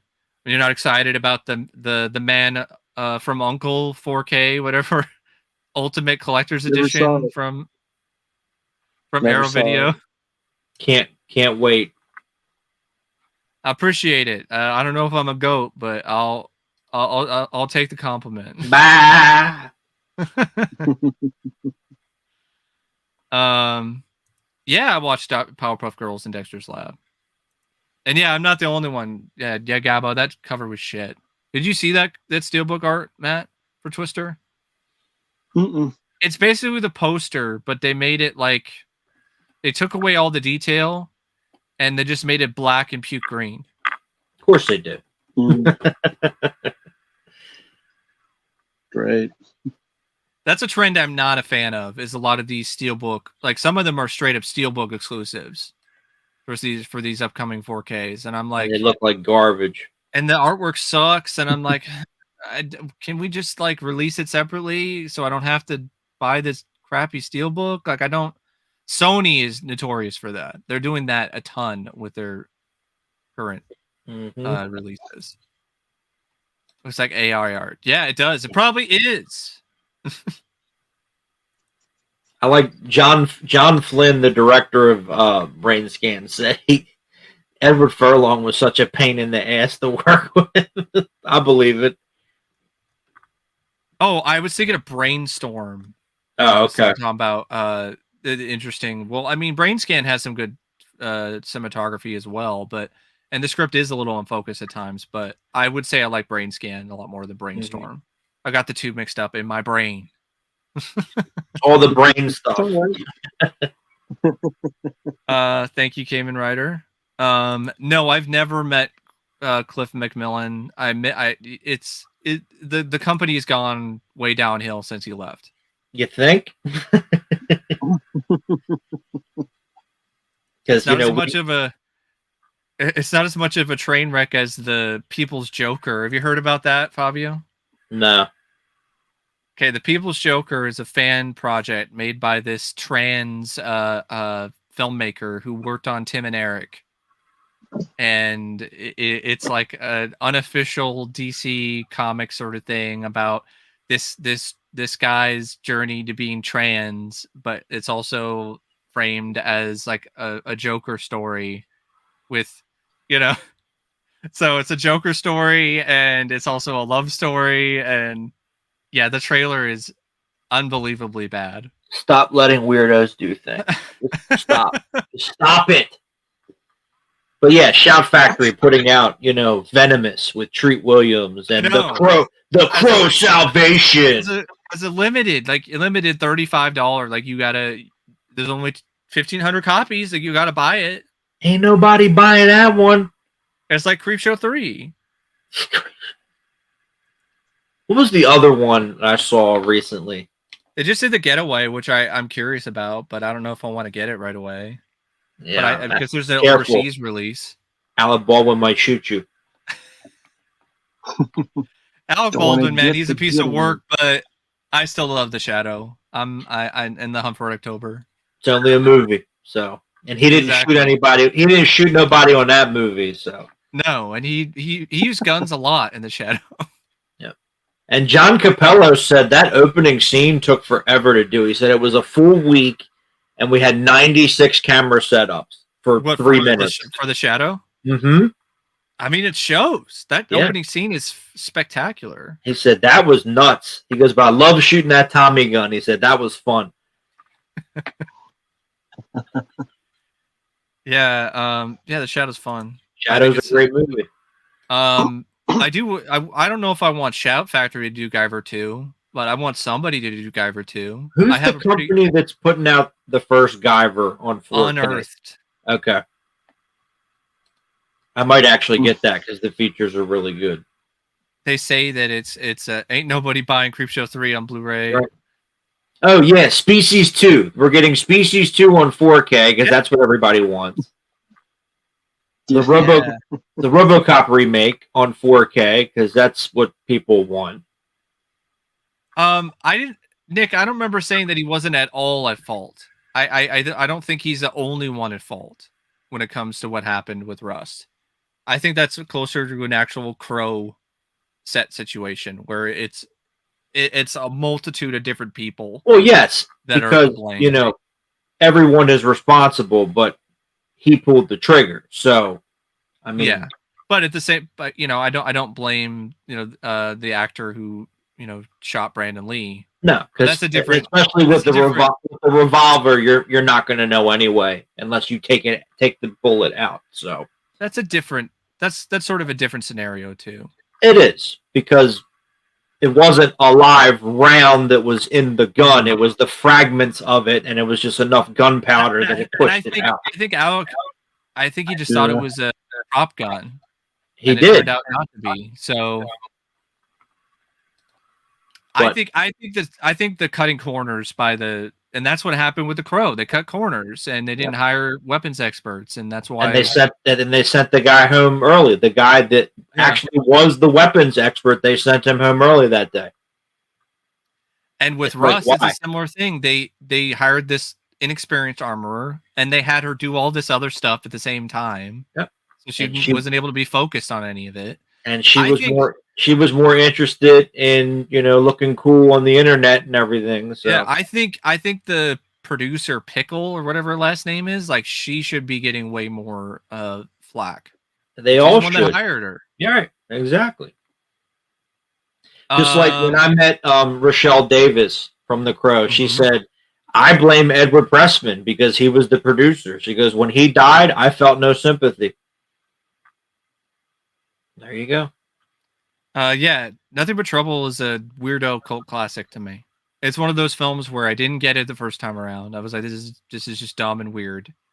And then it always was showing on TV, and I always remember like watching it. You know, I was spending time with my dad on the weekends, and it would pop up on TV, and then I would watch it, and then I would be like, okay, this is kind of interesting. I'm kind of getting into it. Then it grew on me, and I legitimately really enjoy that movie now. So great movie.